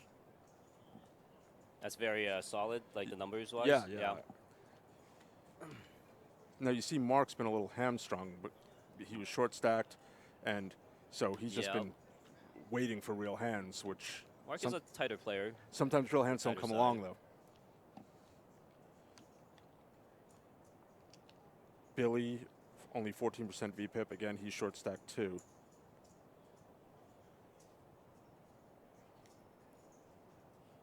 So Steven can really put some pressure on, you know, Maurice and Scott are handcuffed a little bit. They are. Steven can get aggressive, and they're not going to want to do anything with Mark and Billy still at the table. Exactly. That's the beauty of being the big stack. Like you saw how Maurice like flatted that ace king. If the stacks were reversed, Maurice is definitely 3-betting or applying some sort of pressure. Yeah, ICM is super important. This is a very fair playing field, though. You got Steve with the big stack, but Maurice is to his left, so you can still see everything he does. Scott's on the other side. He can pick on the other big blinds, the shorter stacks big blinds. Like, it's anyone's game right now. Anyone's tournament. Billy and Mark's got some work to do. Mark's one double up from being in the big three stacks. Yeah, Billy's got to get to work. Yeah, it's going to be an interesting dynamic. Like Steven, I mean, he's got 2-1 on the next biggest stack, but without position, like it's never easy. The blinds are going to be what, 30,000 when we come back? Oh no, it's unscheduled break, so it's still 25. Yeah, and I'd like to see the clock, see how much time's left. Sounds like a beast. Now, Matt Cap. Hello, Matt Cap. In these short-handed situations, even under the gun is a steal seat. You can steal from any position. Right, right.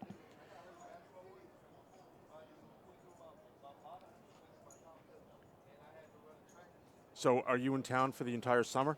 No, I live here. I live in Lake Worth. Yeah, I grew up in Palm Beach County. My parents lived down the street from me. We just bought a house a couple years ago. And yeah, I just like living here. I'll be out in Vegas the end of June. I'll be out there for 2.5 weeks.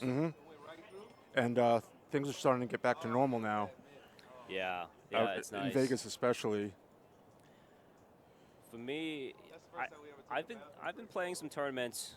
Like I've been playing a lot of tournaments like the last 7 months or so. Even like the smaller dailies. I played the last one here, the Hard Rock. Flew to Vegas a couple times. Chasing tournaments, it's fun. It's nice to not wear the mask. Right. And the plexiglass. What do you think of the plexiglass in places that had it? I didn't mind it too much. But I'm definitely happy that they're all about to go down. You know, the thing about the plexiglass, it's impossible to hear what Yeah. people are saying. That's the worst part about it. And is it could the be a hearing. positive or negative. Yeah. And you can't hear, and then if you're in like the 1 and the guy across in the, let's say the 3, like you can barely see him at all because there's like Right. 4 levels of plexiglass between you and that player. But what I like is it's sort of like a privacy booth. Like I feel so Yeah. relaxed in there. I took off my pants one time down at the Oh, Hard Rock. yeah, They- I they- did the same thing yeah, one they- time. they- Yeah, like they no f- one can see you they- yeah, or they fr- hear you. They frown on that. Right. Yeah, like if someone is not to my direct left or direct right, like if they're trying to talk to me, I'm like, bro, what are you doing? Like I have a mask. Right. You got all this glass here. Like what are you? Why are we catching up right now? Like it doesn't make sense. But I haven't been here at the Kennel Club. They didn't have plexiglass, but Yeah. the masks were strictly enforced. Now masks are optional, and Which is awesome. I wonder if the plexiglass is coming down south, for example, if they've taken it down yet. I believe it's still there. Mm-hmm. But I know Vegas took down all their plexiglass, and it's pretty much normal over there. It was a weird year and a half, or a weird year. Yeah, yeah. It's almost over, I think. I hope so. Yeah, the day I got my second vaccination, I felt like I'd won the lottery Yeah. because just the worry stopped. All plexiglasses are down in Atlantic City. There you go. All gone in Vegas.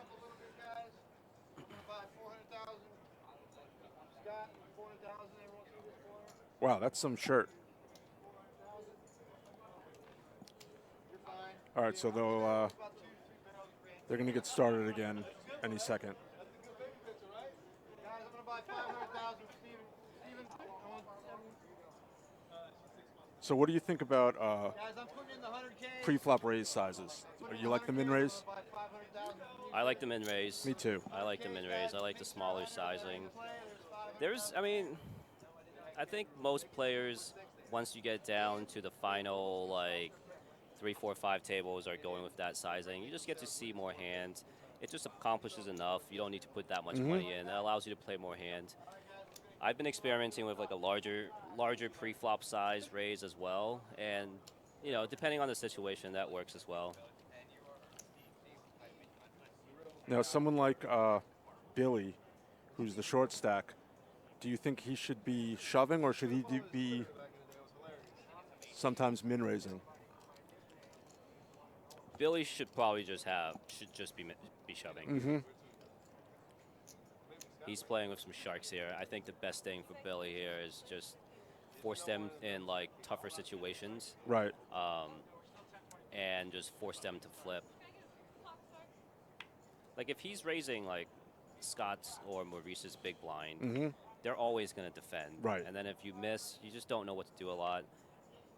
And they can just apply that pressure on you and win the 6 big blinds that are in the pot.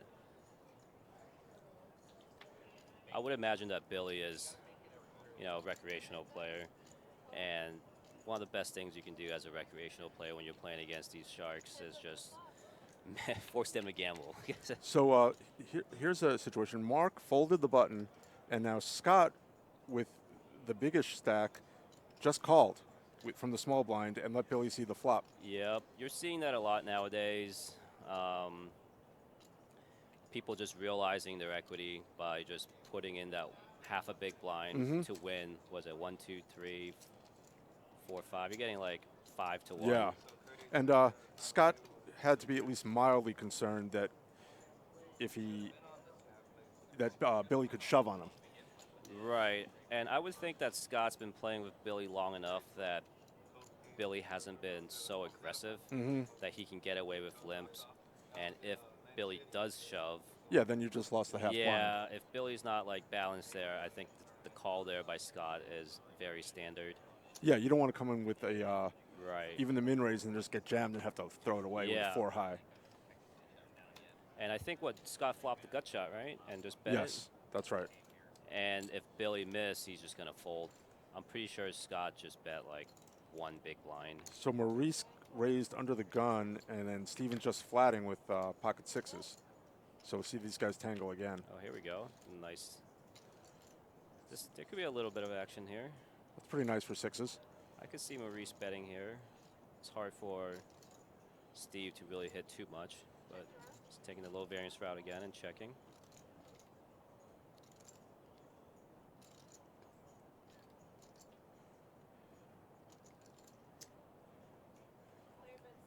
Steve bets. Bets and takes it. It's over. Wow.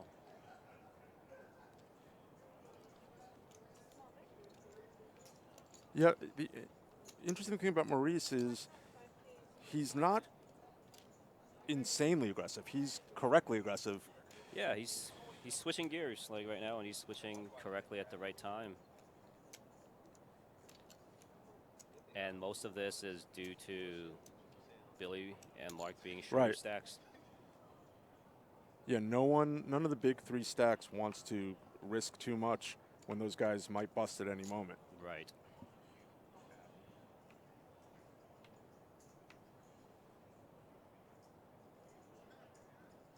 Let's see what kind of sizing Scott goes with. Yep. Min. Min raise. Billy, let's go, Billy. Queen 6 off. That's what I'm talking about. Put the pressure on. Scott knows he's probably supposed to call, but I think he's folding. But I don't know. Ace 6 is like, it's a tough spot. Yeah, that's right on the border. Oh my God. The thing is, like, I don't know if they think Billy's shoving that wide. They don't. We know that he's shoving. He definitely does not put Queen 6 off in this range. Correct. I'll tell you that much. I'm surprised to see Billy shove Queen 6. We saw him in the prior round, not same round, but in the last segment, he was shoving with big aces. Right. I think he's folding. He wants to call. It's probably a correct, like, call in theory, but the way Billy's been playing, he's just got to let him have it. And that's just how it goes. Mm-hmm. And if Scott had the $2 million that Steven had, he might have snap called it. Yeah, I could see that.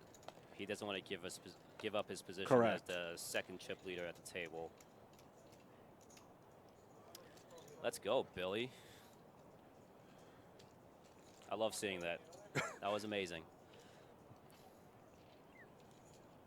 Really interesting. I want to see if Billy keeps on the gas like that.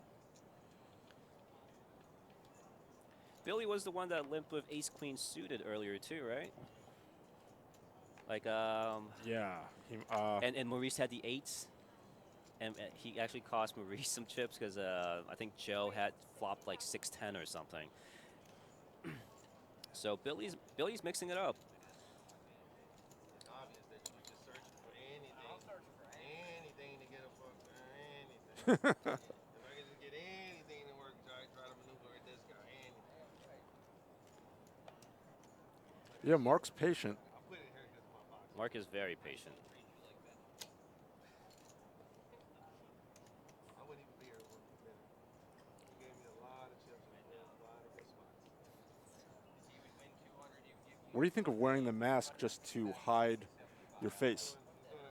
Honestly, I think that's a great strategy. I don't know if that's why Scott is wearing it, but Yeah, I don't know why he's wearing it either, but I Right. think it might be a good idea just to wear one. like I'm probably gonna wear a mask when I play out in Vegas. Just wear that neck gaiter. Yeah, why You not? put some sunglasses on. No one even knows who you are. That was the one thing when I was playing tournaments out in Vegas. I had some fun with. I bought some masks that had like other people's faces on Yeah, there, I've and seen then, and those. then you just stare at them when when they're tanking. It's a pretty funny spot. So Steven came in with a min plus raise. We can't see Mark's cards. Steven is pot controlling here. Oh, Mark is betting out. Ace, ace, queen, jack. Wow. We can expect Steven to call here. Yeah, I mean, Mark did not play the hand like he had an ace. Four of hearts is a brick. Let's see what Mark does here. Oh, he already checked. Yeah, I didn't see him check either, but we'll assume he did. Well, Mark's thinking about it. Looks like.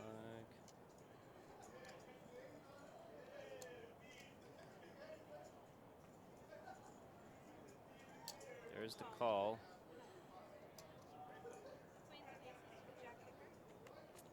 Bad timing by Mark. I wonder what Mark had. If Or he's he's paying saying- there off, probably a jack, even though Steven had a jack. I would think he has a jack. Maybe jack 10, king jack.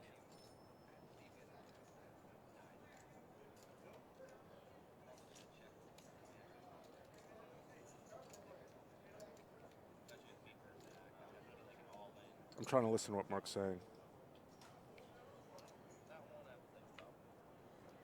So let's see what Steven does under the gun with an ace. He's the big stack. He could just start raising every hand. Oh, wow, tight fold. Yeah, I might raise until I get resistance. Oh. Maurice has a real hand. That's that Maurice Hawkins factor. Yeah, He's it still could be. like when it's come down to it, Maurice is still to his left. He's gonna still play, you know, just tight enough. Billy goes all in with the king 4. Billy's had it. He's just trying to go in. You know, he did it with queen 6 last round. Yeah, maybe Billy's getting tired. He just don't want to play no more. 60-40. Oh. Break that shit. Wow, it's a 50-50. Billy has the only diamond. A lot of diamonds in the deck. Bam. All right. Another one out. So Billy is out in 5th. Yeah, I think you're right, Zen. I think he's sometimes sleepy, right? He's getting sleepy. It's not that he's. Sometimes just the pressure gets to people, and it's not that he doesn't want to win. And he did have king high, Yeah. you know, but. I mean, people look at me. I don't even have to play according to like, you know how people try to like pull, you know, like you have to like stay balanced and all. I don't have to do none of that shit. You know why? Because people do the dumbest shit against me. Like he would sit here all day and he's just like king 4. Hey, guess what? You know what? He's right. Bend down, don't have shit. They would just rip in 10 bigs on his ass. You know what it is too, like You one of the people a lot of these players, if you don't make it to two, if you don't make the final, you know, like the final table that often or the final 2 tables that often, you're used to playing 10-handed, 9-handed, 8-handed throughout the entire day. So when you get short-handed, some of these hands that are like very bad, they start looking mediocre, then they start looking good. Right. I mean, short-handed, obviously, you're a king. Its strength increases, but not so much where you want to shove it for 10 big blinds over Maurice's open. Right. He was also the big blind. He could have just called to see a flop and go from there. Okay, so Scott has raised from the button with a good hand, ace-8, and we Steven go. has an ace as well. Little post-flop action. 2 very good hands. I would have just started ripping. I know me. I know how I roll. I would have just started ripping because I would know like, man, he's got to be. So that's great flop for Scott. What was that, bro? Yeah, I imagine this hand to be over in about 15 seconds. Yeah, Steven has nothing to continue with, and Scott's got a flush draw and a straight draw. Scott should always be betting here. Not really his range, but when your hand is that good, he should not be checking. You want to just bet, take this pot down. Uh-oh. Maurice is rails Oh, here. Big City, what's going on, Big City?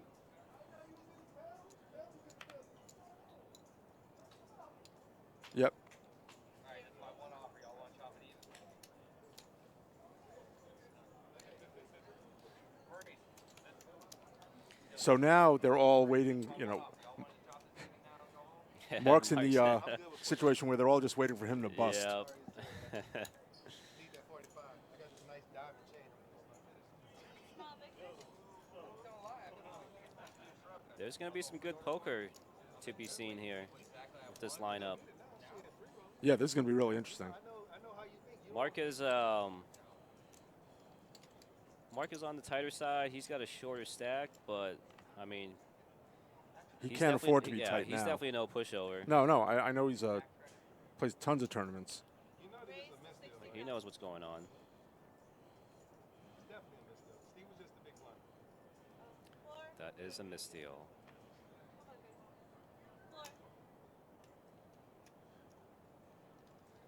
Cincy Kid Zach, Maurice will take this hands down.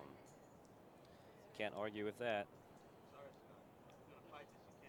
No, I got a reason I said something. It's a tough final table, though. Steve's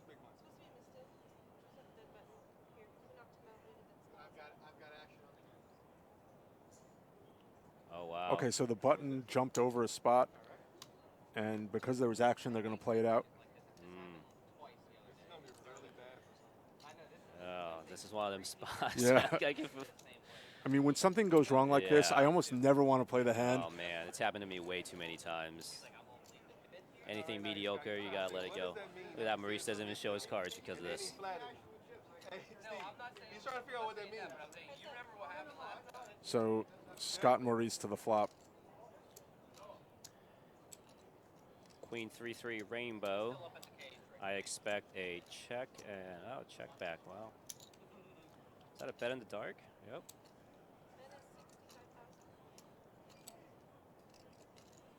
I guess that's why you normally bet the flop, so they don't bet in the dark into you.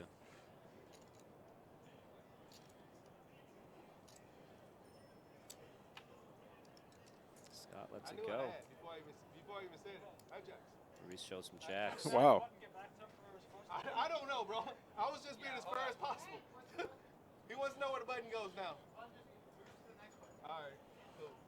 Yeah, Maurice was the one who pointed out the button was in the wrong spot, even though he had jacks.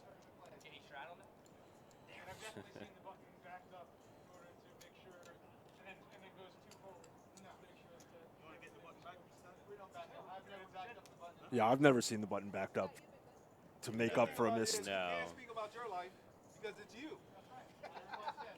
Like all right, so now we're back to. That's like having an argument with somebody and be like, you shouldn't do it like that. You'd be like, you know what? This is how I've done it my whole life. So that one hand was Bizarro World because the button was in the wrong spot and Maurice had jacks, but now we're back to normal play. Steve raising with the ace. Mark's got the queen 10, and he lets it go. 2 broadways. He doesn't want a tango. Queen 10 was a decent hand. What does Mark have? 235? Yeah, that's. In theory, that's just a shove there. Yeah, I would have liked that. And then, does Scott have to call? Steve. You know, Steve. No, I looked at it then. I mean, ace 3 off. For 10 big blinds. Oh, it was Steve. Yeah, Steve, correct. I think he should be calling. I don't know if he does, but he should be calling with an ace there. Assuming Mark is shoving without an ace. Yeah.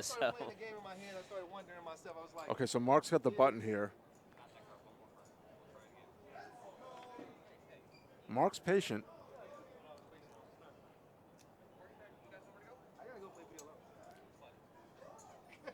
You see Scott limping again. He's probably executing pretty much a limp 100 strategy. I actually got to go home and watch a show with my kid, my daughter. She wants to watch it.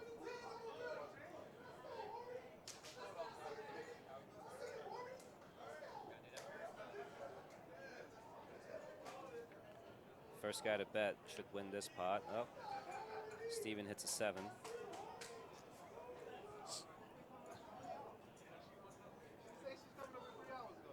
I've never seen anything like this.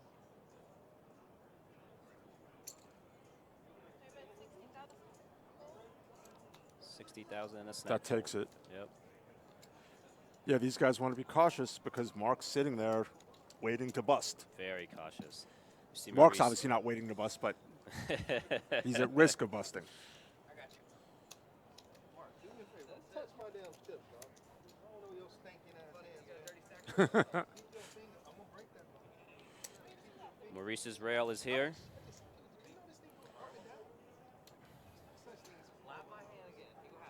Mark, look at your cards. Oh shit. What if I knew you were? Look at your cards, man.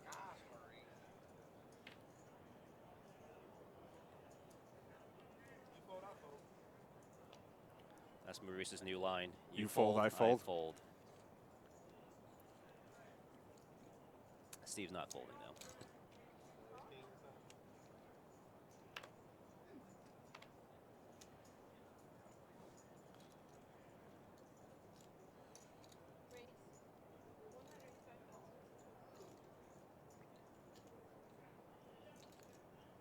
Maurice raising for value with the pocket 3s. I like that. There's a lot to pick up there. I know what's going on now. What's going on? Now you don't have it. He's got a little more chips now, so he can start opening up. And then raise what he don't?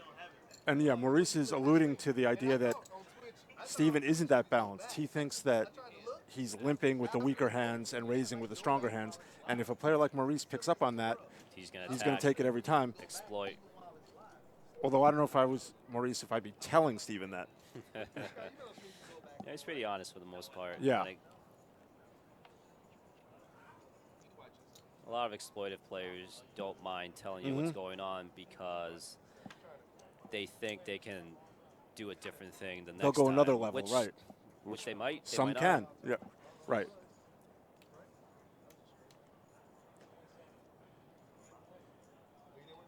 So Maurice has total junk, but Let's see if he's he got just Mark puts in the him big blind. Limps fold. Okay. Yeah, Mark had a real hand, and Maurice just limped. I know, which is so weird, right?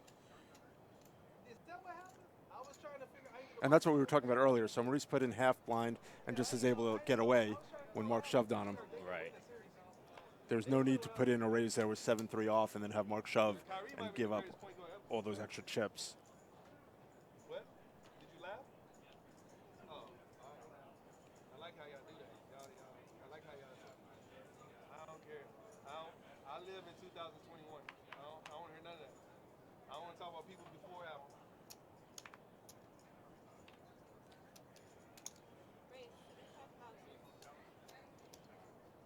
So Maurice has a real hand on the button. And There we go. Let's see a flop here.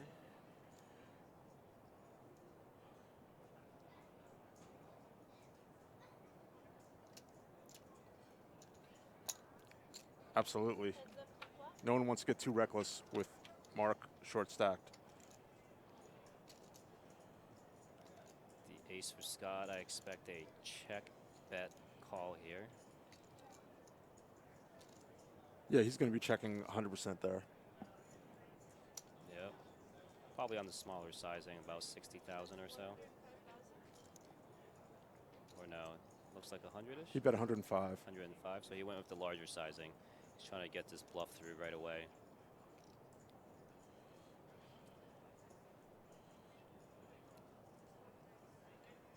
And if Scott had nothing, that would work. Yep. Scott has an ace though, and a backdoor flush draw. So Maurice should pretty much be shutting down now.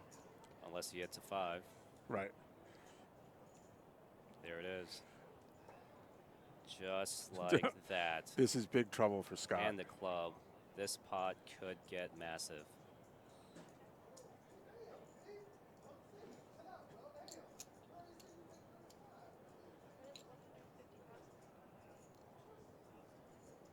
This is a very interesting spot here. Yeah, Scott could go broke here. If Mark wasn't so short, we can expect Scott to check raise very often. Mm-hmm. He still might do it.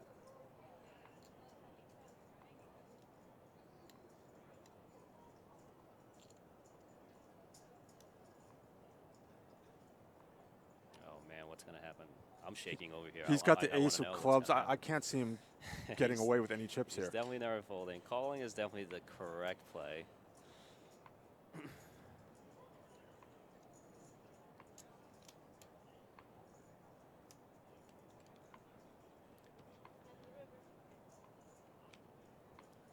Okay, so this is really interesting. Scott's got 440 back. The pot's already 705. Let's see. Maurice already had his mind made up. He knew what he was going to bet. 325. I see Scott calling here.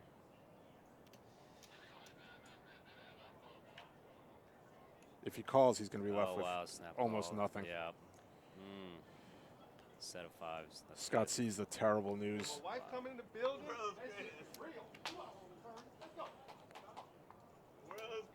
That's a horrible feeling for Scott. I believe Scott's in 4th place now, with under 200K. Yeah, well under. Mark's happy. You see that smirk? Yeah, Mark almost just moved up a pay spot. Yeah. Because Scott's got 3 big blinds. Wow, 3 big blinds. I'm surprised Scott called so fast. Like it's. Oh my God. People just pay Maurice off. That's really, I think that was the bottom line. I mean, we haven't seen Maurice really out of line since I've been watching. No, but he his hasn't. reputation precedes him. Yep, exactly.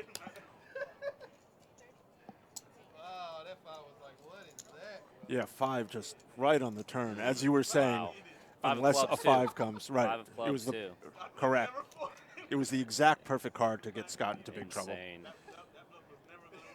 That bluff wasn't gonna work. I was gonna run one. It obviously wasn't gonna work because Maurice the club got more still chirping called chips me. now. I definitely was gonna rep them clubs. I had the ace of clubs. You got the ace of club too? Oh yeah, so you know you would have called me.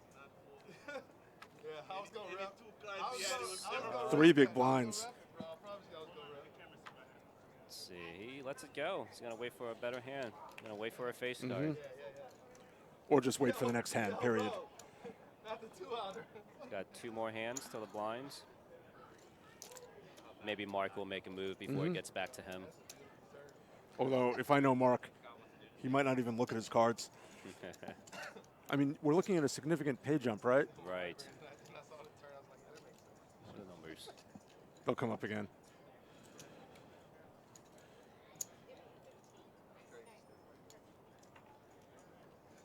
Yep, Mark does as expected.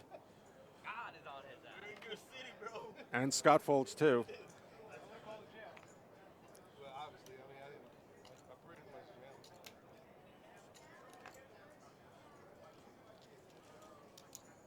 Yeah, Scott saying he would have called all of it in that hand against Maurice. Maurice getting walks now. He's got enough chips. Steve's waiting too. He's not. He's waiting to play heads up right now. I mean, Scott's on the real death watch. Worst card. He's still going. This hand or the next hand for Scott. That's right. He knew I was going to rep that damn flush. Does he even need to look? Oh, there we go. Oh, he gets a real hand. He played for value on my hand. Never going to And Mark's in the big blind. Mark can call here with a lot of hands. But anything connected, I would see him calling. Any king, any queen. Anything suited. Oh, 10-3. Yeah, that's. I mean, Oh, every man. chip is valuable to Mark. Yeah, I think I think I still have to call. Yeah, you just He has no choice, yeah, right? 3 big blinds. You're just getting too much to your money. And at least his cards are live from his Usually perspective. are live. The 10-3. Correct. Like you got to think that Scott has a ace, king, or queen in his hand. Yeah, he'd be sick if Scott had ace 10 here. He'd rather see the ace queen. Safe flop, Scott.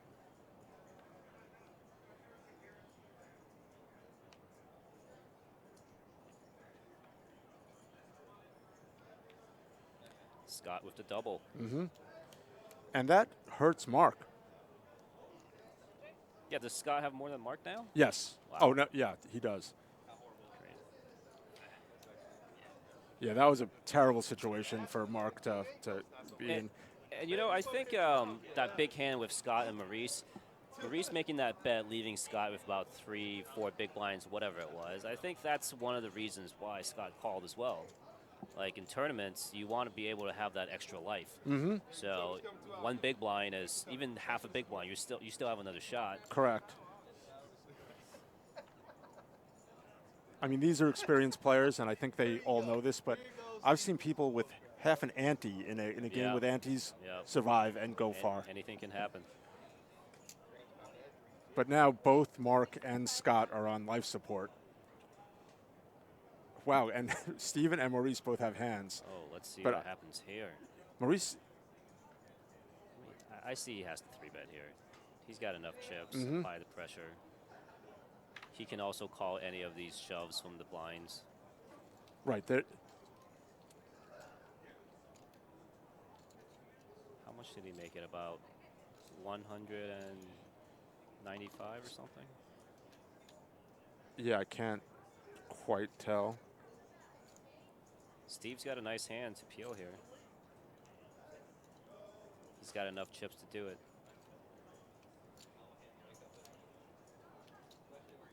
Yeah, Steven can't fold here, can he? It'd be a tight fold. I mean, there's nothing wrong with seeing the flop. 185K. It'd be a very tight fold. A lot of times you're going to be check folding a lot, but the implied odds of hitting that 4. Yeah, they're huge. And it's huge. Yeah, so that's why I say, like, he can just call. Maurice was looking to end the hand right there.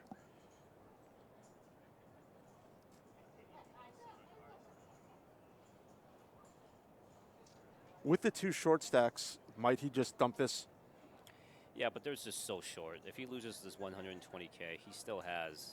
Yeah, that's why I don't. 2 million. That's why I like him calling at least. Yeah.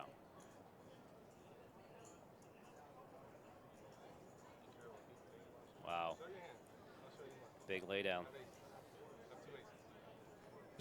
Maurice lying.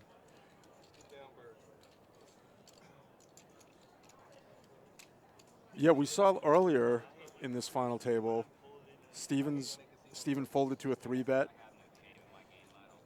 Steven's just not liking, he just doesn't want to be involved in 3-bet pots where he's not the aggressor, especially out of position as well.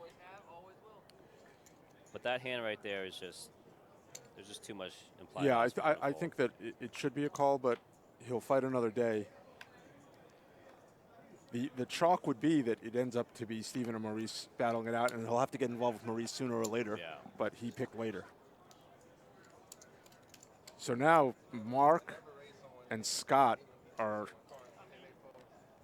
each of them is just hoping the other goes out so they can move up at least 1 pay spot. It's going to be soon. They're both very short.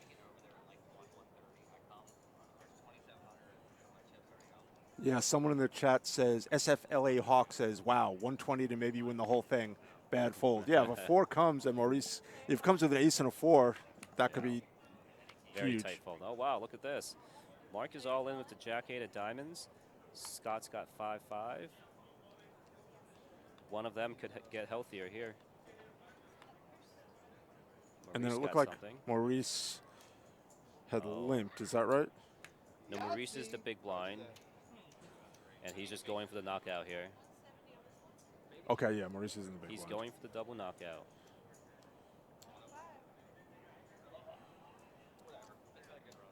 Yeah, Maurice can call with just and Yeah, hope to 10-8 hit the offsuit. miracle. I got the 10-8 against the 5s and the jackpot. Come on, jackball, one time. Yeah, the only unfortunate thing for Maurice is that Mark has an 8. I'll take Maurice here. He's 10 running call good. one time. I think we can see the future a little. 10 o'clock. 10 o'clock. King that? 4-4. 10 o'clock.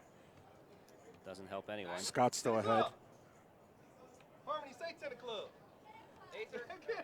Yeah, a 10, and Maurice knocks them both Maurice is out. looking for the 10 o'clock. Oh. That was it. Amazing. So Absolutely amazing. now, who started with more chips, Scott or Mark there? Because whoever started with the bigger stack. I believe Scott had the larger stack. So Scott will be 4th, and Mark is 3rd, and we have. No, the other way. The other way. Scott's going to be 3rd. Scott's 3rd. Yep. Mark's 4th, and it's Maurice and Steven with very similar stacks for the title. For the title. This will be a very good heads-up match. A very experienced tournament player versus a cash player. But both these guys have been around the scene since the inception of Florida poker law, since like 2011, from what I know. Probably before that. All right, Maurice, I'm going to have you slide over to the 7th seat. Steven, I'm going to have you in the 3. We're going to play Let's Make a Deal. You going to take Let's a make a 5-minute deal. break? Yeah. But when you come back, I'm going to have you guys in the 3. So I'll move it over for When you. we come back, yeah. All right, guys, 5-minute We're going to break. play Let's Make a Deal. 5-minute break. It's been 2 years since seeing Steve play these games. We're going to play Let's Make a Deal. Let's make a deal. Yeah, let's make a deal. You So think a deal is happening? they have very similar stacks, and I believe the rule here is that they have to leave something and play for the trophy. So even if they chop it evenly, there'll be a little bit of money left for the first prize, first prize and the They gotta trophy. play for the trophy, which is what it's all about. The trophy. I think it's all about the money. I'll give you the trophy every time. Guys, do you mind doing that kind of off to the side though for me? Yeah, no problem. I just want to know how. Do you have any trophies significantly displayed in your house? I have a little office. Mhm. All my little trophies are just like sitting there. That's 5. You got $1 million. Don't really look at it or anything, but I got a couple of them. 2.3. I actually just won one. Where was that? Here at the Palm Beach Kennel Club. All right. I won the Big O tournament. So that's brand new. So of course you Very still have brand that trophy. new. Yeah, I definitely took some selfies and sent it to my friends. Good for you. It's always nice to win a tournament, no matter how small or how much money. Oh yeah. I mean, I wouldn't know about that because I don't win tournaments. But yeah. Well, you're a cash player. You're a cash player. Well, now, but no, I played a lot of tournaments, but especially way back in the day. You gotta play some of these like 20 to 50 player tournaments. That'll be easier to get first. Yeah, not for me. I like playing big fields, and I love the big fields. Love them. So this is a multi-day tournament. This is day 2 of this, right? Yes.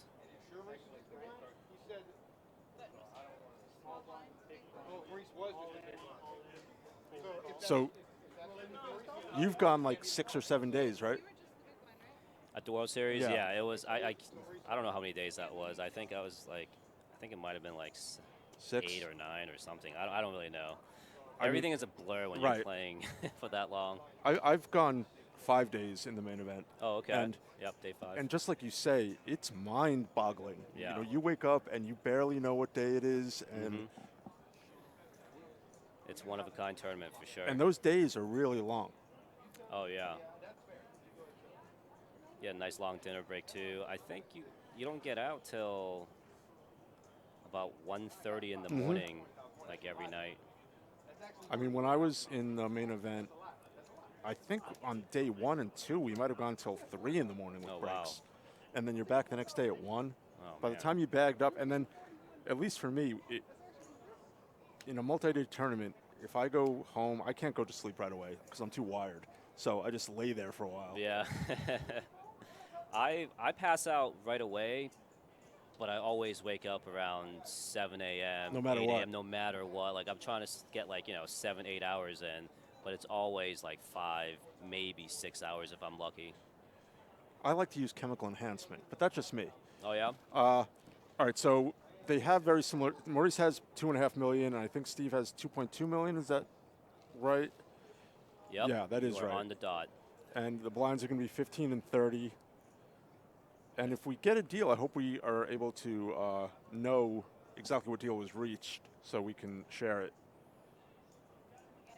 There's a lot of play left if they choose to play.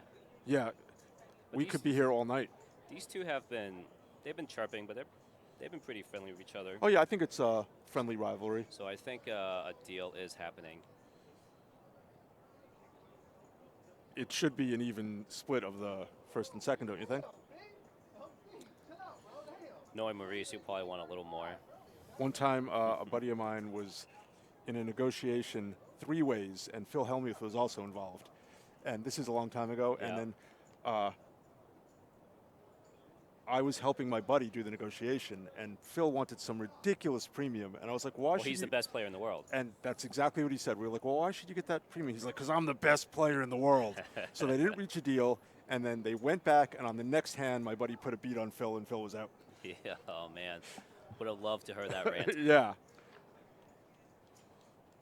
Phil Hellmuth. This was way back at the Hustler in L.A. Can't argue, though, that he's the best player in the world. I mean, Can't argue especially now. I remember having a discussion, and I said, this is when Phil had 11 bracelets, Yeah. that he would never win another because the fields were too big, They're and he tougher. couldn't win in non-hold'em. And Yep. so he's proven me wrong on all of that. Right, Because now he right. has 15. He's doing something right. And And if you don't believe it, I- just go ask him. correct. I mean, he's But I admit that I cannot understand how he does it. When he'll have 4 big blinds and limp with queens on the button, he does very unorthodox things. yeah. Have you been following any of these high-stakes duels between Phil and Daniel Negreanu? I watched a good portion of that first one, and Phil made this epic comeback. I think he was down to like under 10 big blinds. Yeah, and he came was. back. And then he won the second time. Correct. And like Daniel, I'm in the betting market. He's the betting favorite the first time. The second time, he'll probably be the betting favorite the third time again. Right. I mean, and it has to be. I know both of those guys, and Daniel comes in and he's very strong in what he believes, Yeah. and yet he's got to be shaken up a little bit. Now, Yeah. it is, and Daniel correctly points out that those are short stack tournaments in effect. They're like Right. sit and goes. Yep. And but no one likes to lose, so No. he's got to be a little bit upset. No, he's definitely pissed. Yeah, Like anything can happen in heads-up play. It doesn't matter if you're the best player in the world or you're playing against, of course. you know, any random. Like anything can happen. And then, so now Phil has won 5 of those in a row because he beat Antonio 3 in a row, and now he's beaten Daniel Right. twice in a row. And people are still doubting him. You know. In this format of a fairly short-stacked heads-up sit and go, it's hard to say he's that big of an underdog against anyone. Right. If he was to play in one of those 25,000 hand matches like Daniel Yeah. played against Doug Polk, Phil would be a huge underdog. Oh yeah. And I think he'd have no chance of winning. Zero chance. Absolutely zero chance. But enough of that. We're here at the 2021 Palm Beach Summer Classic at the Palm Beach Kennel Club. And we have our own star, Maurice Hawkins, against Steven. I don't even know Steven's last name, which I apologize for. Stephen McCoy from Coral Springs. All right, excellent. Stephen McCoy. So, and from what you're telling me, Zen, so Stephen is a known player down here. Yeah, Stephen is more of a cash game player. He plays 5-10 no limit plus. So, yeah, a guy who plays 5-10 cash regularly is not going to be Yeah. intimidated by these stakes. No, I think he's going to be comfortable now that it's heads up. Stephen is a businessman, but he definitely plays a lot of poker. He knows what's going on. And Maurice is a poker pro. I would say Maurice is a tournament pro, correct? From what we've seen so far, Stephen's been probably playing a little too tight, not peeling enough flops. I think he's just going with his reads that when there is aggression shown applied to him, that he's just going to let it go and don't want to peel too much. But he's definitely going to be playing some hands. And when they it's have, heads up. even though they're heads up, the stacks are such, he has 70, just under 70 big blinds, just over 70 big blinds. He can still play cautiously. Yep. And even though I agree with you about Steven's play, it worked for him. Here he is heads up. Exactly. And he laid down pocket 10s to a 3-bet. He laid down pocket 4s to a 3-bet, Yep. and here he is. Exactly. So it's hard to criticize that. He's here, and we're not. All right, guys. Good luck. Congratulations. Let's do it. I want y'all to know we had to play for something. Steve didn't want to do it, but we had to because Where's my stack? I won't care. So Okay, so I care. Maurice is saying that they did do a deal. They're playing for something. So depending on what kind of deal they struck, this could go fast Right. or slow. You remember the first thing you said to me when we played day one? Let's chop this up. I did say let's chop it up. Remember that? Yeah. These guys, I haven't seen you these like guys are on that. cloud 9. And then you're like, all right, let's chop this up. Hey, baby. As soon as I seen Steve, I hadn't seen him in 3 years. I looked at him, I said, let's chop this up. Day one. True story. Hey, how was the 7 There's big Maurice's cold rail season? right there. Yeah, you see Maurice's family. That's fantastic. That's awesome that you can have like your kids on this rail here. Not many places allow you to do that.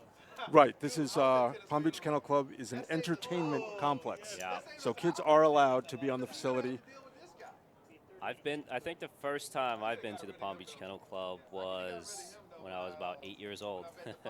My dad, Oh, really? Yeah, I came here with my parents. We're just betting on some dogs. I was just watching. Maybe that's why I like to gamble. Who knows? The 5 on the turn. A bluff flop, the turn to 5 ball? Yeah, Maurice is reveling in that hand where he made the set of 5s. I bluffed into a king 9 3 board against top set. I had queen jack off. Turn was the 10 of clubs. That 10 been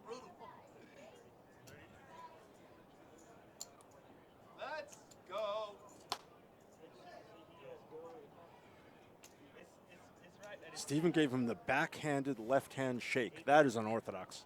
What does that mean? Because when Maurice went to shake his hand, and Steven didn't turn to shake his hand, he just stuck his hand out like that. So I think we'll get an idea of what kind of deal they did by seeing how aggressive they are. I can just look at it.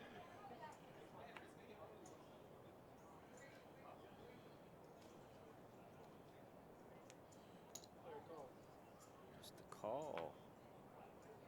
You want to get this over fast?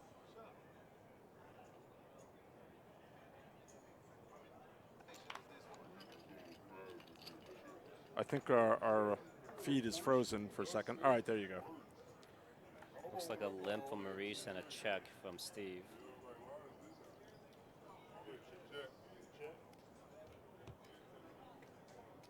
Check, check.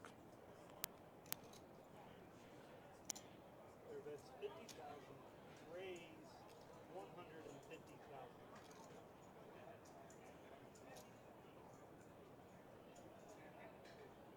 So Steven bet 50, Maurice made it 150 instantly. Maurice looks, was that deuce 5? He had a straight. Turned to straight. Wow. The cards are running with Maurice. Hey, yo. Hey, yo. I hit trips on Steve early when he had aces. He goes, we're in Palm Beach. He has Jesus watching him. I say, now you know. I was there for that. Yeah, Maurice That has was been that hitting hand. some cards. Maurice is making some hands. And he's a highly skilled tournament player, so if he makes hands, he's very, very hard to beat. Yeah. What I want, a Florida $1 million guarantee here. Ring numbers 10, ring number 12.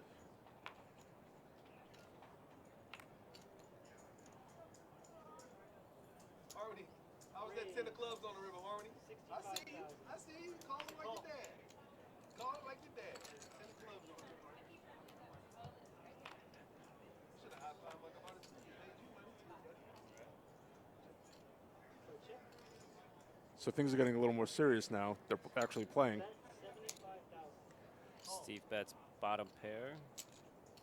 Yeah, we know that's what Steven has. We don't know what Maurice has. Check. It was a check bet call. Maurice could be calling him with a lot here. He could just be calling with 2 overs, a 3, a 9, all the gut shots. And Maurice bet in the blind again. He's really applying the pressure. He's pulling all the tricks.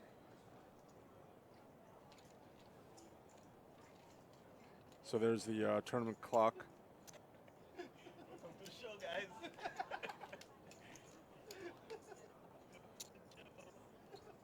I'm not gonna lie. You know what? This is amazing because I really like it.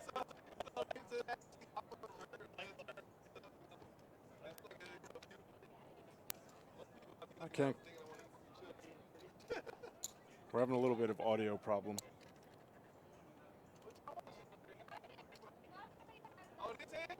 No, no, oh, to the spade. Okay. Were you hearing okay, or was that just me? Were you getting That like was it? me too. Oh, yeah, okay. We're good now. That to spade hand was huge though. That was 9 bigs. But I figured you got 2 shots. And you beat the other guys like you got to work on it.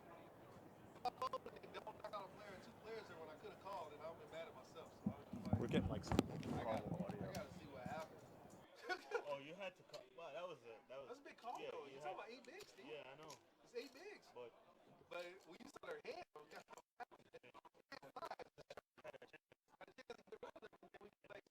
that's what I was thinking. He only had 400,000. Raise to 65,000. Call.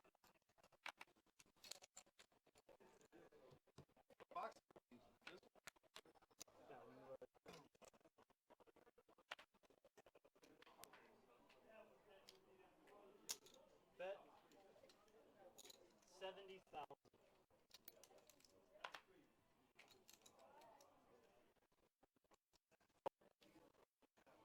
Am I using this box?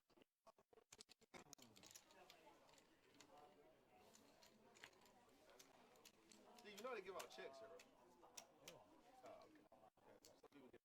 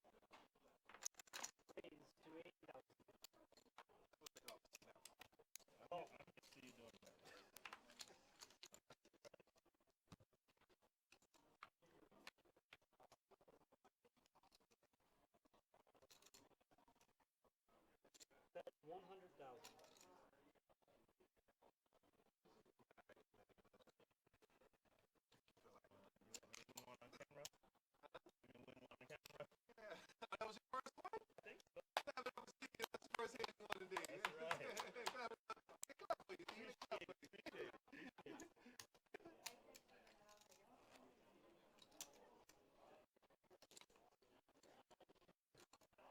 I'm glad we decided to play it out. I think we're having This is for Noah that actually left something aside. I really don't care about this one. I haven't played it in years. Need to play some poker. You should play more poker. you ever play you shop a tournament, you should play more poker. I don't know if you started I think I folded for like 3 hours. I folded this thing 3 hours. I folded for 3 hours. I was watching the ball. I was watching the ball. The Bucks won.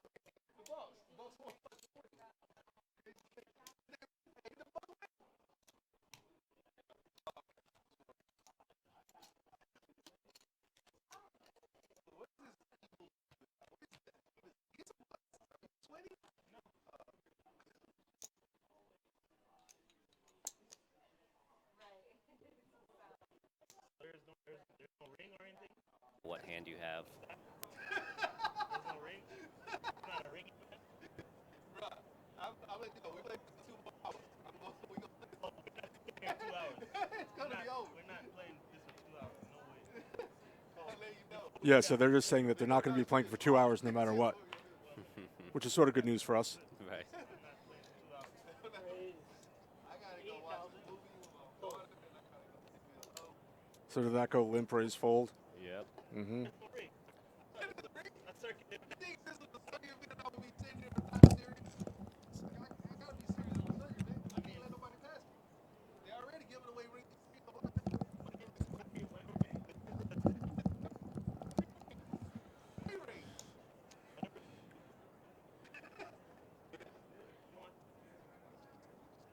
So we apologize for the audio difficulties.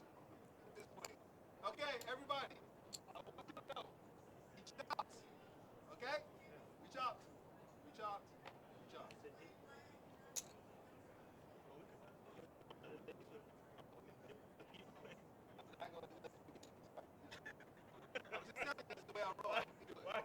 No, we haven't seen too many of Maurice's hands. Oh yeah, because Maurice has his cards in between the readers.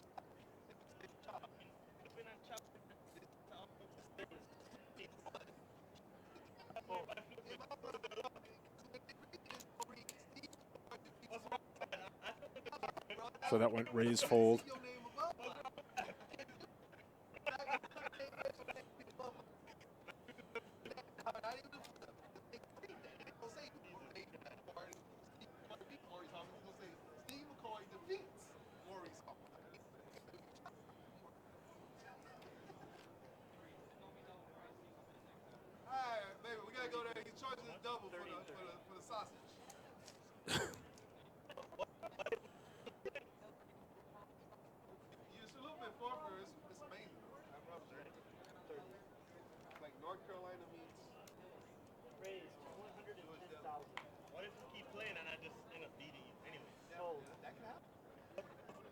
So Maurice open raise from the button with king queen. Steven didn't play 9-8. Wow. I think Maurice sized up a little bit there. I heard 110,000.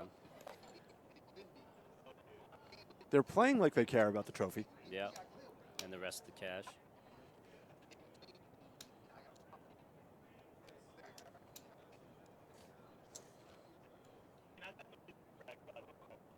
So Maurice is going to be adding to his 4 million plus in tournament winnings.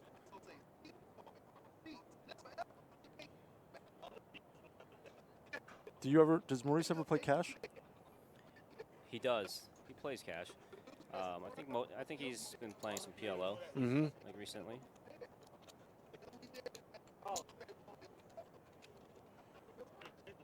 We had a PLO 8 on the stream here, cash PLO 8 the other day. Oh, I heard. I heard it was cut short. Yeah, we we did have to cut that short. Yeah, we got some characters here. Sure, it was a wild game too.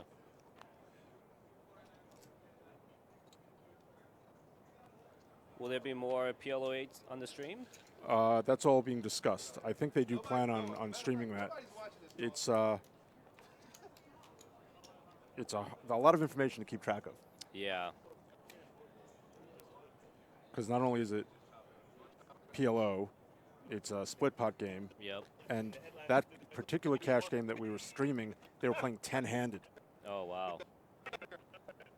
And they were running it twice? And they're running it twice sometimes. And then they were playing, every now and then they had some kind of dual board bomb pot. Oh, my God. Yeah. The bomb pots are taking over in all these poker games now. Yeah, I don't know if the poker audience is ready for PLO 8 yet. Yeah. It's a little I too play many I play it cards. quite a bit, but trying to announce it was difficult. Yeah. And and again, we're just getting going here with the stream. Mm-hmm. Oh, what happened there? All the chips are in. Did they play a hand that I missed? I don't think so. I think it's over. Is the trophy over with Maurice? The trophy is next to Maurice right now. There's Noah. So I'm just. Maybe just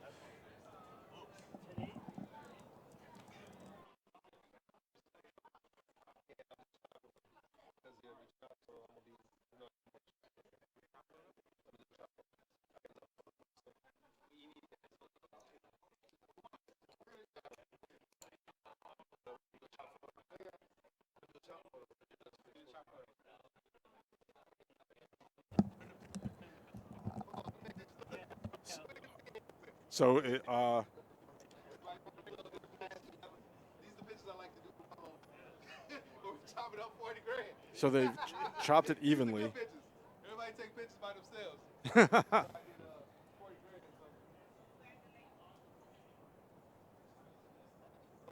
So that'll do it. and that's a wrap, huh?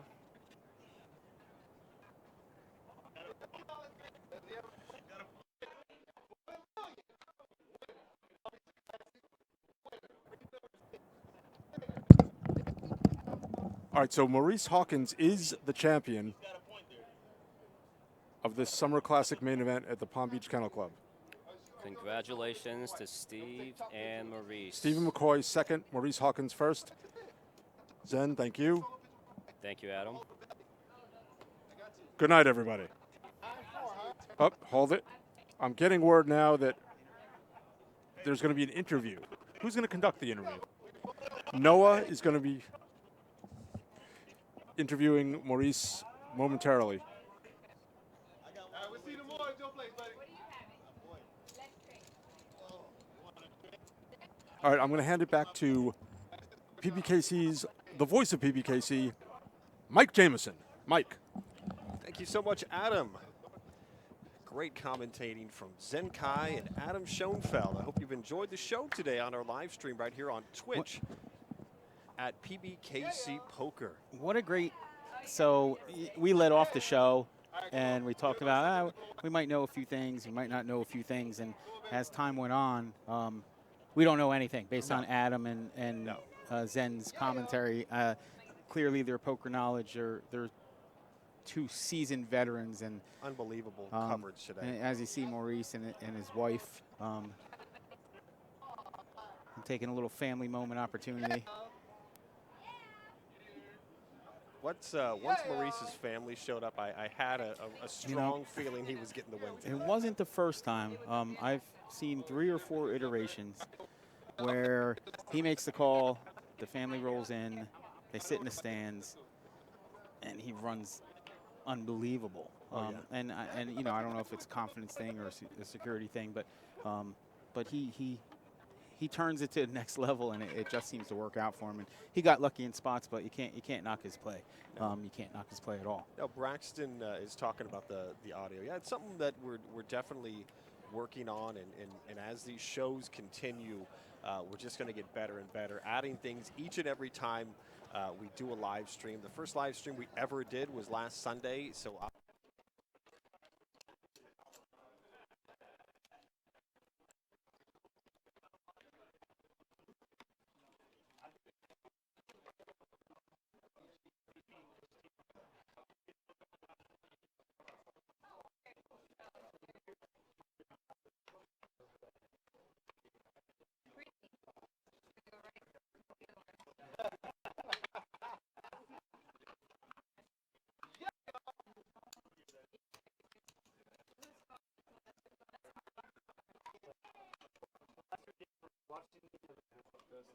Were they? And Christina. All right.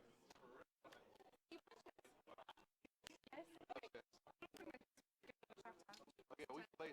Yeah, we can play. I love you. I'll lose. Probably lose.